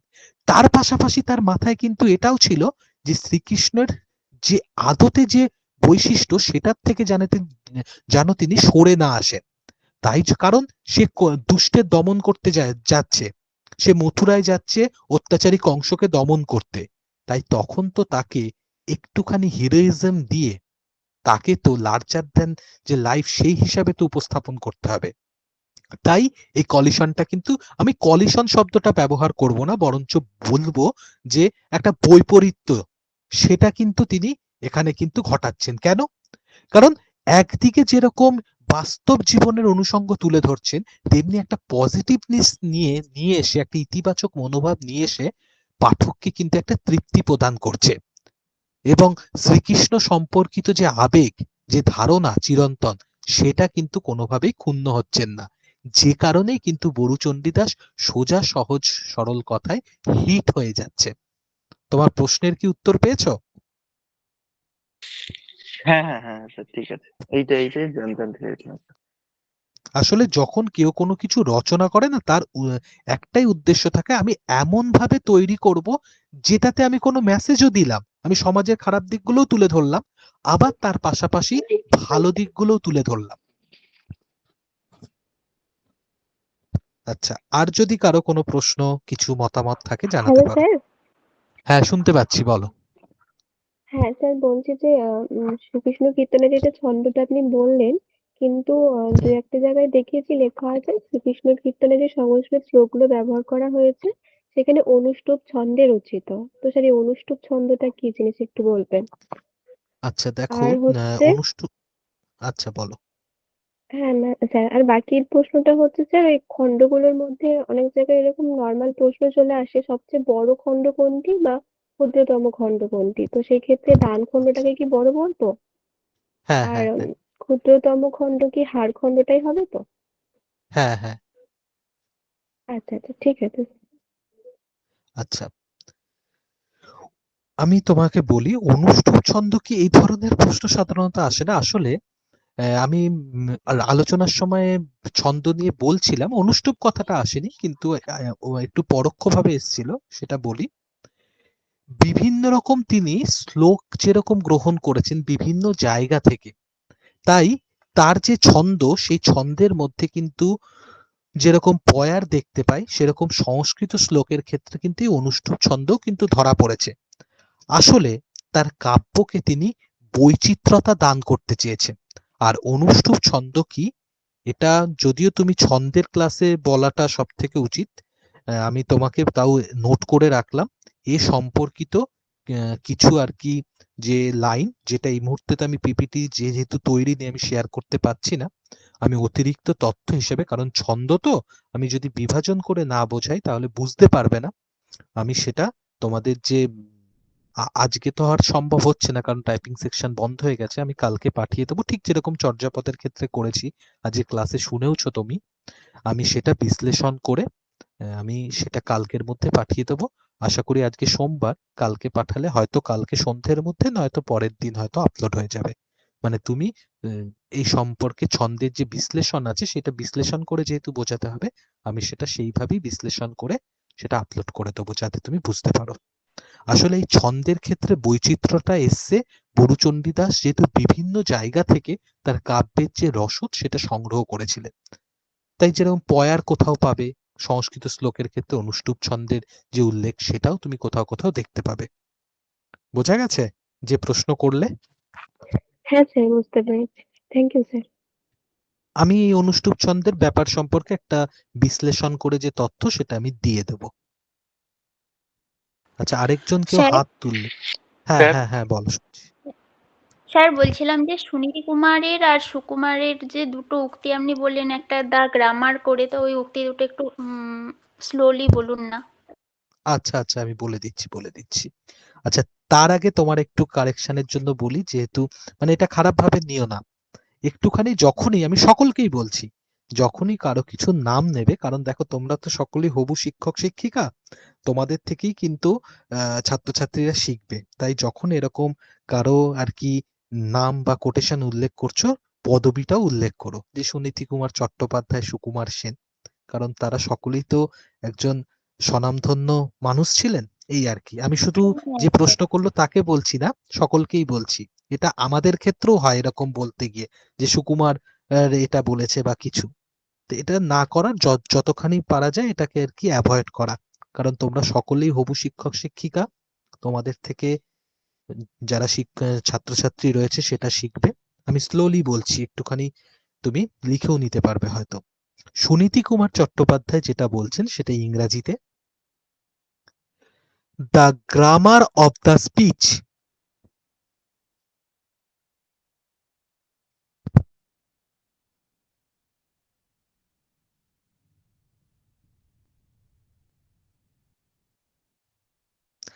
The grammar of the speech, SPEECH, speech,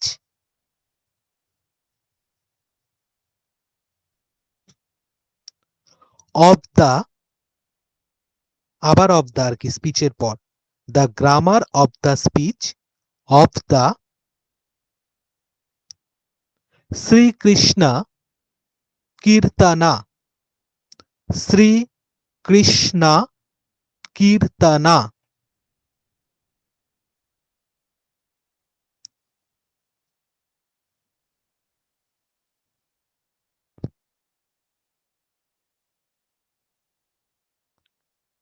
gives a clue,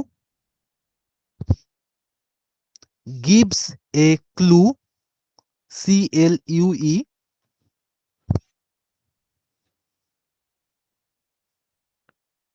of many of the forms,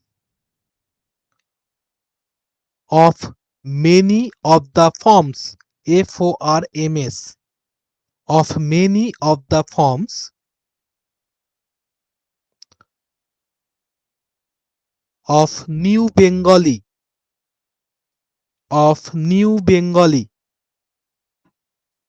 লিখতে পেরেছো? হ্যাঁ স্যার। আচ্ছা, সুকুমার সেন যেটা বলেছিলেন সেটা বলছি, সেটা বাংলায়। শ্রীকৃষ্ণ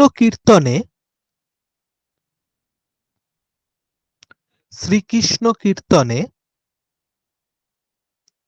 মধ্যকালীন বাঙ্গালা, উঙয় গয় আকার লয় আকার, মধ্যকালীন বাঙ্গালা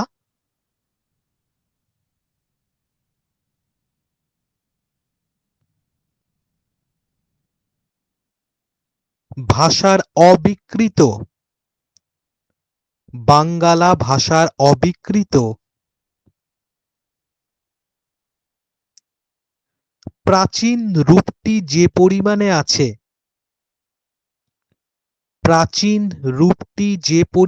আছে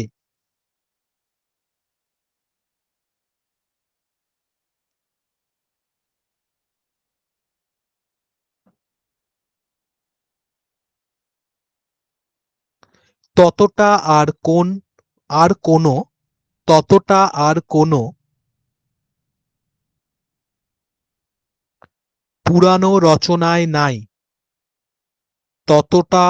কোনো পুরানো রচনায় নাই।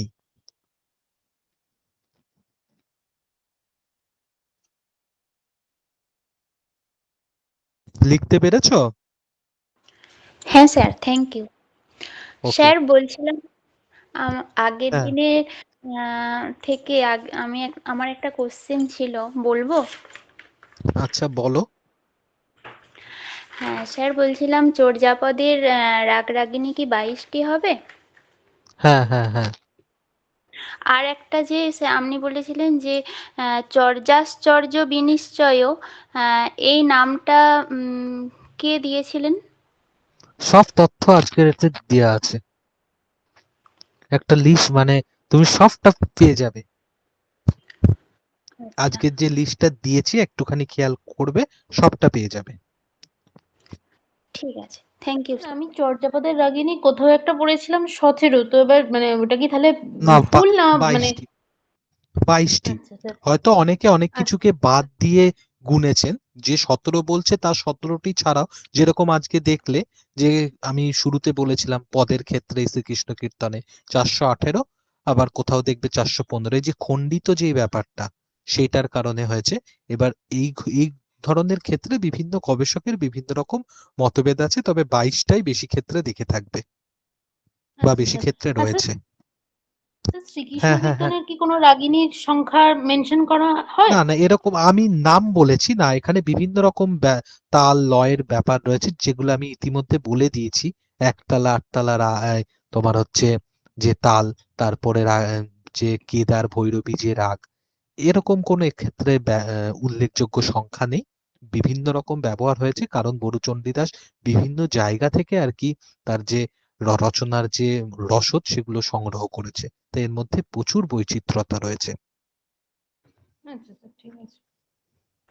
স্যার, কোনো বইয়ে দেখছি যে শ্রীকৃষ্ণ কীর্তনের ছোট মানে সবচেয়ে ক্ষুদ্রতম খণ্ড হচ্ছে জন্মখণ্ড দেখাচ্ছে, আবার কোনো বইয়ে হ্যাঁ, হার এইটা একটু কনফিউশন রয়েছে, তবে বেশি তুমি হচ্ছে যে হাড় খণ্ডটাই দেখবে আর কি। এটা বিভিন্ন মানে মাপকাঠিতে এক একজন তুলনা করেছে এটা, তাই সেই অনুষঙ্গ অনুযায়ী এক একজন এক একটা বলেছে, এবং এই নিয়েও কিন্তু দ্বন্দ্ব রয়েছে। তাহলে কোনটা বেশি গ্রহণযোগ্য হবে? হা- হাড় খণ্ডটাই করবে। আচ্ছা, ঠিক আছে। স্যার,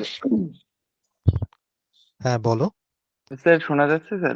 বলছি স্যার, হ্যাঁ হ্যাঁ, শোনা ওই যাচ্ছে। এইটাই আমার মানে এইটা নিয়ে আর কি দুখানা ছিল আর কি, মানে আমরা যদি মানে এই হাড়খণ্ড আর বা জন্মখণ্ডটা দেখি তো স্যার, এমনি কিন্তু স্যার পদের তুলনা করলে বা যদি দেখা যায় কিন্তু বা জন্মখণ্ডেই খুব কম পদ আছে একদম, মানে অল্প জন্মখণ্ডেতেই কয়েকটা। কম পদ রয়েছে। হ্যাঁ, হ্যাঁ হ্যাঁ হ্যাঁ, আচ্ছা, আমি আমি এটা দেখা আমি যায় একটা কাজ করছি, তোমাদের আমি এর সম্পর্কে একটা ছোট করে তথ্য, আমি বাড়তি তথ্য তোমাদেরকে এটা আমি প্রোভাইড করে দেবো। তোমরা আমি কালকে এটা ম্যামকে দিয়ে দেবো, ম্যাম তোমাকে তো তোমাদেরকে এক্সট্রা আর কি পিপিটির সাথে অ্যাড করে দিয়ে দেবে, তাহলে যে ডাউটটা রয়েছে সেটা ক্লিয়ার হয়ে যাবে। ঠিক আছে, আমি ঠিক আছে কোন স্যার, পদে কি ঠিক আছে রয়েছে স্যার। একটু ডিটেল দিয়ে সেটা দিয়ে দেবো, আশা রাখছি। হুম। আর স্যার বলছিলাম যে এই শ্রীকৃষ্ণ কীর্তনের যে মানে ইয়ে আছে, ছন্দ ব্যবহার হচ্ছে বা যাবতীয় যা কিছু, আমরা হুম এর আগে তো মানে চর্যাপদ পাচ্ছি আর কি সাহিত্যের নিদর্শন হিসেবে, তারপর হুম মধ্যযুগ চলে আসছে, কোনো কিছু পাচ্ছি না এখনো পর্যন্ত। তো সেই হুম অনুযায়ী স্যার বিচার করলে মানে যাবতীয় যা কিছু ব্যবহৃত হচ্ছে, মানে বা যা কিছু ব্যবহার করা হচ্ছে, সেগুলো তো স্যার হুম তাহলে ছন্দের ব্যবহার, পয়ার ছন্দ বা যা যা আছে আর কি, হুম হুম সমস্তই তো তাহলে স্যার বড়ু চণ্ডীদাসের হাত ধরেই তো সূত্রপাত, বা প্রথম তার হাত ধরেই। যেমন না না আমাদের না, বাংলা সাহিত্যে প্রথম সার্থক ছোট গল্প রবীন্দ্রনাথ যেমন বলি আর কি, রবীন্দ্রনাথ ঠাকুরের, ঠিক দেখো তেমনই বড়ুচন, এই ক্ষেত্রেও কি আচ্ছা তাই? তুমি বলে না, আমি বলছি তারপরে, নয়তো কলিশন হবে। হ্যাঁ, বলে নাও তুমি। এইটুকুই স্যার, মানে আমাদের যেমন বাংলা আচ্ছা, সাহিত্যে প্রথম এবার আমি সার্থক বলি, ছোট গল্প দেখো রবীন্দ্রনাথ আমি ঠাকুরের হাত বলি ধরে, দেখো ওইটাও কি তাই? আমি বলছি তোমাকে, সার্থক তো বটেই, কিন্তু তুমি যেটা বলছে যে তার হাত ধরেই সবটা হয়েছে তা নয়। যেমন বিদ্যাসাগরকে বাংলা ভাষার যথার্থ শিল্পী বলা হয় কেন? কারণ তিনি বাংলা ভাষাকে একটা গোছানো রূপ দিয়েছিলেন, দাড়ি কমা যতি চিহ্ন। কিন্তু তুমি কি এটা বলতে পারো যে বাংলা ভাষা লেখা শুরু হয়েছিল বিদ্যাসাগরের হাত ধরে? তাহলে ফোর্ট উইলিয়াম কলেজ এরা কোথায় গেল, উইলিয়াম কেরি টেরি মার্সম্যানরা কোথায় গেল? আসলে আগে অনেকে ছিল, কারণ তুমি নিজে দেখতে পাচ্ছ বড়ুচণ্ডী দাস বিভিন্ন জায়গা থেকে তার রসদ সংগ্রহ করেছেন। আসলে ওই মধ্যযুগের ওই সময়টায় তিনি সবগুলোকে একত্র করে একটা এমন সাহিত্যিক নিদর্শন আমাদের সামনে উপস্থাপন করছে যেটা একটা সার্থক। বুঝতে পেরেছো? হ্যাঁ হ্যাঁ স্যার, ঠিক ঠিক ঠিক, ওই কারণ ওই কথাটাও ঠিক কথা, যে কারণ বড়ু চণ্ডীদাসও বিভিন্ন জায়গা থেকে রসদ সংগ্রহ করেছিলেন, এটাও ঠিক, এটা খেয়াল ছিল না, ঠিকই স্যার। আচ্ছা, যদি আর কারো কোনো প্রশ্ন না থাকে তাহলে আমি এখান থেকে কি ধরনের প্রশ্ন আসতে পারে তাহলে সেই ব্যাপারে একটুখানি আলোকপাত করব। স্যার, হ্যাঁ হ্যাঁ, শুনছি, বলো। স্যার বলছি শ্রীকৃষ্ণ কীর্তন কাব্যে কোন অংশে গীতিকাব্যিক ধর্ম লক্ষ্য করা যায়? এটা পুরোটাতের মধ্যেই তুমি গীতি কবিতা পাবে। তুমি কি কোথাও এরকম দেখেছো যে মানে এরকম প্রশ্ন এসছে যে কোন অংশের মধ্যে গীতিকাব্যিক যে ধর্মিতা সেটা রয়েছে? আসলে কম বেশি সবার মধ্যেই রয়েছে।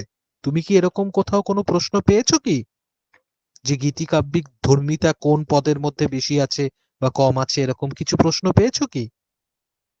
হ্যাঁ স্যার, কোনো একটা জায়গায় দেখেছিলাম আগের বারে, তখন ওটাই কনফিউশন, আমি তো জানতাম পুরোটাই গীতিকাব্যিক ধর্ম লক্ষ্য করা যাবে, আসলে কিন্তু বংশীখণ্ড যেটা রয়েছে না, বংশীখণ্ডটা হ্যাঁ এমন ভাবে নির্মাণ করেছে যার মধ্যে গীতি কবিতার লক্ষণটা একটু বেশি ছিল। ওই যে একটা লাইন যেটা বলছি, ওই যে কেনাবাসী বায়ে বড়ায় কালিনী নই কুলে, কেনাবাসী বায়ে বড়ায় এগোট গোকুলে। ঠিক আছে, এছাড়া তোমার হচ্ছে যে আরেকটি যে খণ্ড ছিল সেই খণ্ডের মধ্যেও কিন্তু রয়েছে, আসলে টুকরো টুকরো ভাবে ছড়িয়ে রয়েছে আর কি। ঠিক আছে, টুকরো টুকরো ভাবে ছড়িয়ে রয়েছে, যমুনা খণ্ডের মধ্যে আমরা দেখতে পাবো। আমি ওই জন্য জিজ্ঞাসা করলাম এরকম কোনো প্রশ্ন তুমি দেখেছো কিনা। কিন্তু যে মূল যে পদগুলো মানে যেগুলো একটুখানি উল্লেখযোগ্য, যেমন এই যে কেনাবাসী বায়ে বড়াই, এই পদটা কিন্তু বংশীখণ্ডে যে রাধার উক্তি সেখানে কিন্তু আমরা গীতি কবিতার যে লক্ষণ সেটা দেখতে পাচ্ছি। এবং আবার যদি একটু নিম্নমানের যদি দেখি, যে যেখানে গীতি কবিতার মধ্যে দিয়ে যে ঝুমুর গানের যে অনুষঙ্গ, ঝুমুর গানের মতো, মানে শ্রীকৃষ্ণ যেন সমস্ত গোপিনীদের বস্ত্র চুরি করে নিচ্ছে, সেইখানেও কিন্তু আমরা এর যে গীতি কবিতার যে ধর্ম সেটা কিন্তু দেখতে পাবো, আসলে ছড়িয়ে রয়েছে। বুঝতে পেরেছো? হ্যাঁ স্যার। আচ্ছা, আর যদি কারো কোনো প্রশ্ন না থাকে তাহলে একদম শেষ সময় আমরা চলে এসেছি, একটু প্রশ্ন এখান থেকে কিরকম আসতে পারে সেই সম্পর্কে তাহলে যাবো আলোচনায়।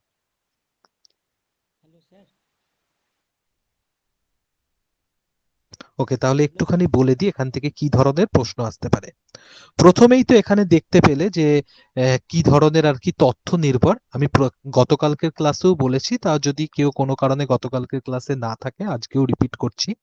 তোমরা স্টাডি মেটেরিয়ালস পড়ো, বই পড়ো বা যাই পড়ো না কেন, নোটস পড়ো, একটু কিন্তু নিজেরা প্রত্যেকটা টপিকের 7 থেকে 8 লাইন কিন্তু নিজেদের মতো করে জিস্ট তৈরি করবে, এটা নিজেদেরকে মনে রাখার জন্য। এখান থেকে প্রশ্ন 3 ধরনের আসে, আসলে তোমাদের প্রশ্ন ফরম্যাটটাই 3 ধরনের। এমসিকিউ 4টে অপশন থাকবে, যে কোনো একটাতে দাগ দিতে হবে। আর থাকে হচ্ছে শুদ্ধ অশুদ্ধ নির্ণয়। শুদ্ধ অশুদ্ধ নির্ণয়ের ক্ষেত্রে কিন্তু এরকম বহু ক্ষেত্রে থাকে, কোনো কারো হয়তো নামটা ঠিক দিয়েছে, পদবিটা ভুল দিয়েছে। এই চর্যাপদের ক্ষেত্রেই খুব হয়, কোনোটায় জফলা দিল না, কোনোটায় জফলা দিয়েছে। তুমি তাড়াহুড়ো করে দেখলে যে না উচ্চারণ তো একই হচ্ছে, দাগ দিয়ে দিলে, তা কিন্তু নয়। এগুলো কিন্তু শ্রীকৃষ্ণ কীর্তনের ক্ষেত্রেও হতে পারে, এটা একটু দেখবে। আর বিশেষ করে দেখবে সাল তারিখ, এটা কিন্তু খুব উল্লেখযোগ্য। এছাড়া স্তম্ভ মেলানো, সেই স্তম্ভ মেলানোর ক্ষেত্রে তোমরা কিন্তু খুব সতর্ক থাকবে। অনেক সময় 4টের মধ্যে মানে 2টো কিন্তু খুব ক্লোজলি দেয়, তাই সেক্ষেত্রে যতখানি পারবে কিন্তু সতর্কতা অবলম্বন করবে।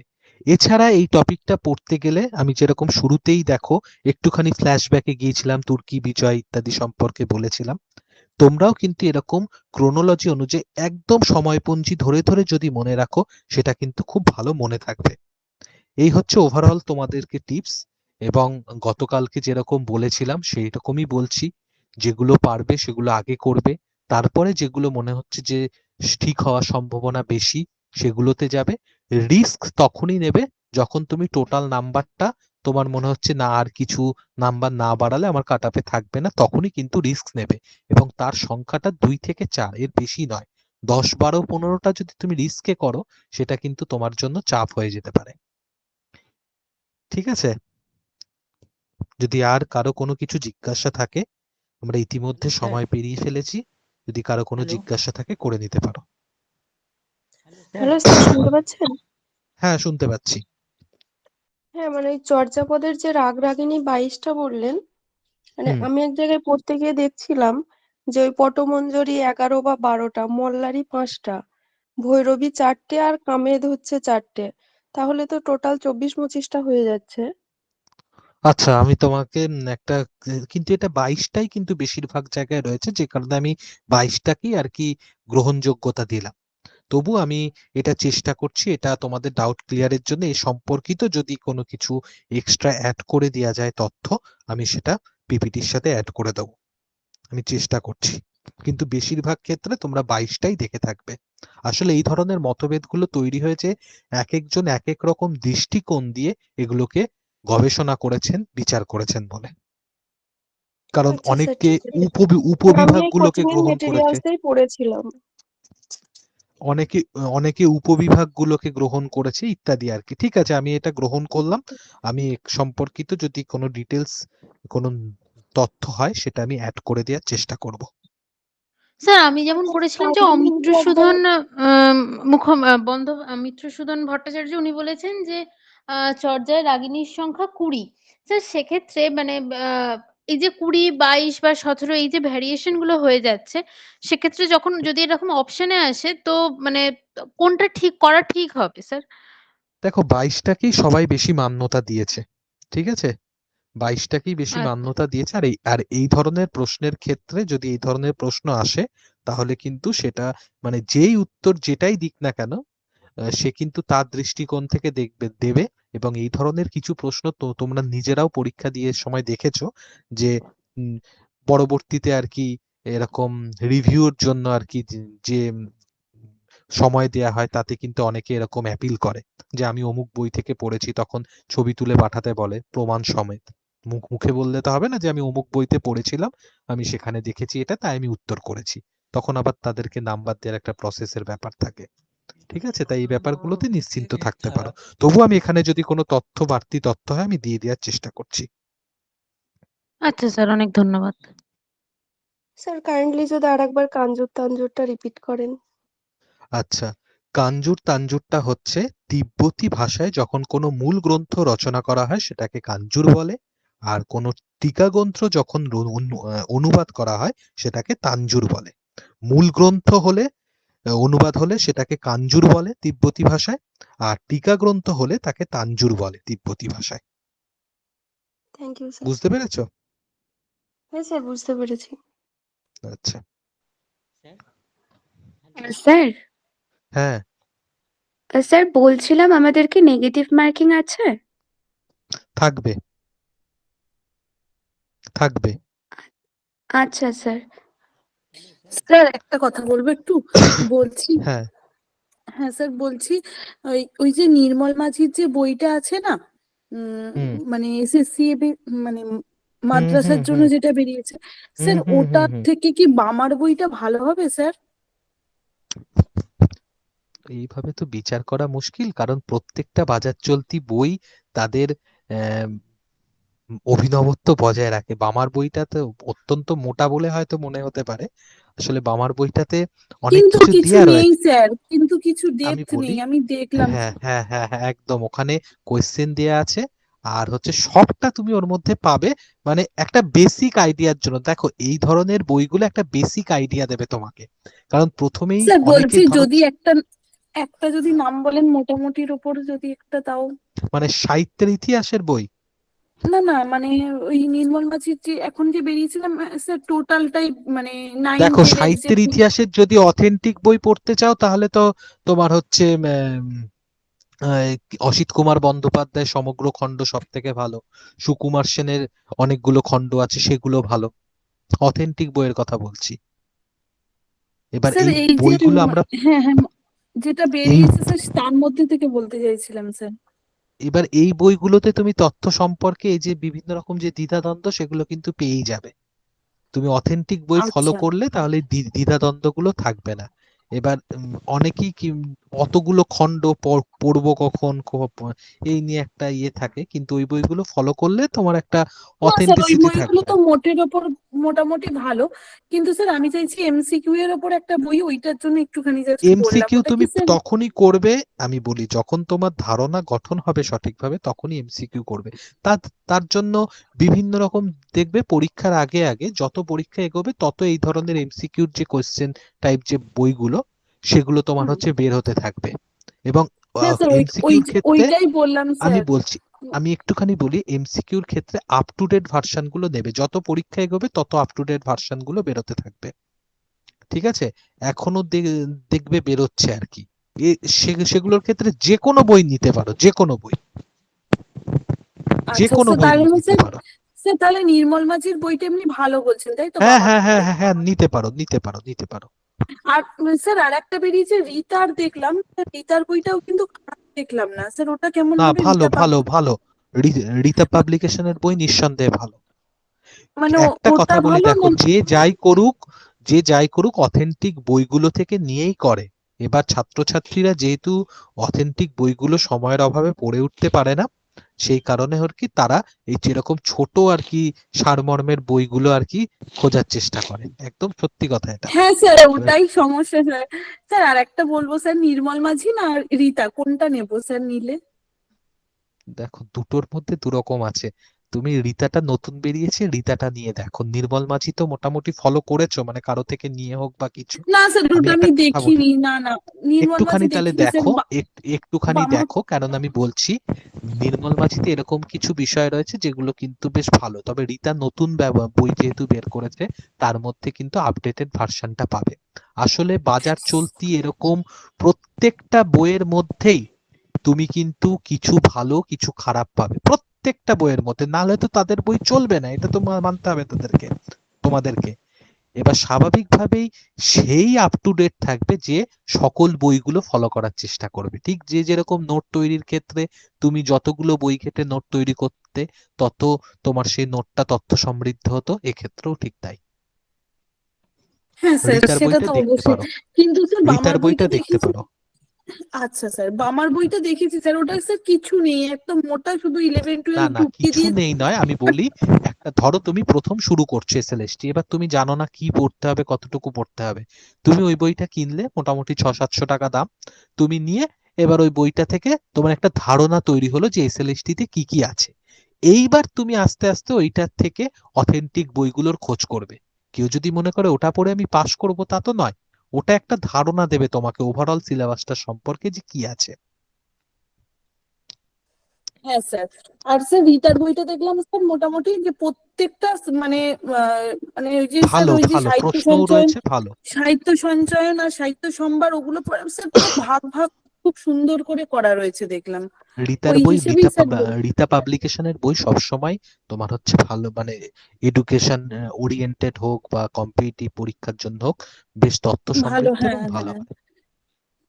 ঠিক আছে, আমি থ্যাংক ইউ প্রমোট স্যার। করছি না তাদের, কিন্তু এটা হয়ে থাকে হ্যাঁ তাদের হ্যাঁ ক্ষেত্রে। আচ্ছা। Hello sir. হ্যাঁ, স্যার বলছি যে নেগেটিভ মার্কিং থাকার জন্য না মানে সেভ স্কোর কত হবে এটা যদি একটু আইডিয়া দিতেন ভালো হতো, মানে এটা কতটা এটা আমাদের। প্রশ্ন ছাড়া বলা যাবে না। এটা প্রশ্ন ছাড়া, কারণ তোমাদের যা প্রশ্ন ভেতর থেকে আসছে তোমরা ইতিমধ্যে টেট দেখে ফেলেছো, তাই প্রশ্নের মার্কস মানে তোমার হচ্ছে হাই থাকবে, এবং এটা আগের বছরের সাথে যদি তুলনা করতে চাও তাহলে কিন্তু ভুল সাব্যস্ত হয়ে যেতে পারো। তাই এই ব্যাপারে প্রশ্ন ছাড়া এটা বলা সম্ভবই নয়। আচ্ছা স্যার, ঠিক আছে। তবে জেনারেল হলে কিন্তু সেটা জানোই কতখানি কি থাকবে না থাকবে। আর যদি কিছু থাকো, তবে যাই হোক, কোটা হও যে জেনারেল হও, খুব বেশি কিন্তু হেরফের থাকবে না, কারণ এত বছর পর পরীক্ষা হচ্ছে, কম্পিটিশন সেই লেভেলের হবে। আর প্রশ্ন ভেতর থেকে থাকবে, ভয় পাওয়াচ্ছি না, যে যেটা বাস্তব সেটাই বলে রাখছি। স্যার বলছি এমএসসির পরীক্ষাতে কি কোটা আছে? মানে আমি শুনেছিলাম যে এমএসসির পরীক্ষাতে বোধহয় কোটা মানে কোটার ব্যাপারটা নেই, সবাই জেনারেল হিসেবেই গণ্য হয়। এবার আমি সেটা হয়তো ভুলও হতে পারি, কিন্তু আমি না, ওইটাই এই জানতে চাইছি এই আপনার। এই এই ব্যাপারটা নিয়ে আমারও একটু দ্বন্দ্ব আছে, তাই আমি এই মুহূর্তে কোনো কমেন্ট করতে পারছি না। এই ব্যাপারটা নিয়ে আমারও দ্বন্দ্ব রয়েছে, আমাকে একটুখানি নোটিফিকেশনটা দেখতে হবে। আচ্ছা আচ্ছা এই স্যার। ব্যাপারটা নিয়ে আমারও একটু দ্বন্দ্ব স্যার রয়েছে। স্যার ওটা দেখে তাহলে হ্যাঁ একটু হ্যাঁ পরের দিনের ক্লাসে হ্যাঁ বলে হ্যাঁ, আচ্ছা দেবেন। আচ্ছা আচ্ছা, আমি পরের দিনের ক্লাসে বলে দেবো। তোমার নামটা একটুখানি বলো, তাহলে আমি কল স্যার আমার করে নাম নেবো। অনুশ্রী হালদার। বনশ্রী হালদার? না না স্যার, অনুশ্রী এ। অনুশ্রী হালদার, আচ্ছা, আমি কল করে নেবো বলতে আর কি, যখন ক্লাস নেব রোল কলের মতো আর হ্যাঁ কি হ্যাঁ নাম হ্যাঁ কল। স্যার, অনুশ্রী, বুঝতে পেরেছি স্যার। হালদার। অনুশ্রী হালদার বল, ঠিক আছে, ওকে ওকে ওকে, ঠিক হ্যাঁ হ্যাঁ আছে। স্যার, ঠিক আছে স্যার। ওটা গুড নেই, নাইট অল স্যার। জেনারেল, মানে আমি ওখানে নোটিশটা একবার পড়েছিলাম, হ্যাঁ, মানে কোনো কোটা নেই, সবাই জেনারেলেই হবে ওটা। আচ্ছা, আমি এটা দেখে নেবো। আমি নোটিফিকেশন, দেখো আমি বলতে, কারণ আমি যেটা বলবো তোমরা তো সেটা মেনে নেবে, এবার স্বাভাবিকভাবে আমাকে একটুখানি হ্যাঁ স্যার। নিজেকে দেখে নিতে হবে নোটিফিকেশনটা পড়ে, কারণ আমি 100% কনফার্ম না হয়ে একটা মন্তব্য করাটা উচিত নয়। আমি নোটিফিকেশনটা একবার দেখে নিয়ে তারপর জানাবো। আচ্ছা, সকলকে তাহলে শুভরাত্রি জানিয়ে আজকের ক্লাসটি এখানেই শেষ করলাম। তোমাদের সকলকে অসংখ্য ধন্যবাদ ধৈর্য দিয়ে ক্লাসটি করবার জন্য। সকলে পরিশ্রম করো এবং সকলের জন্য অনেক অনেক শুভকামনা রইল। গুড নাইট সকলকে। Good night.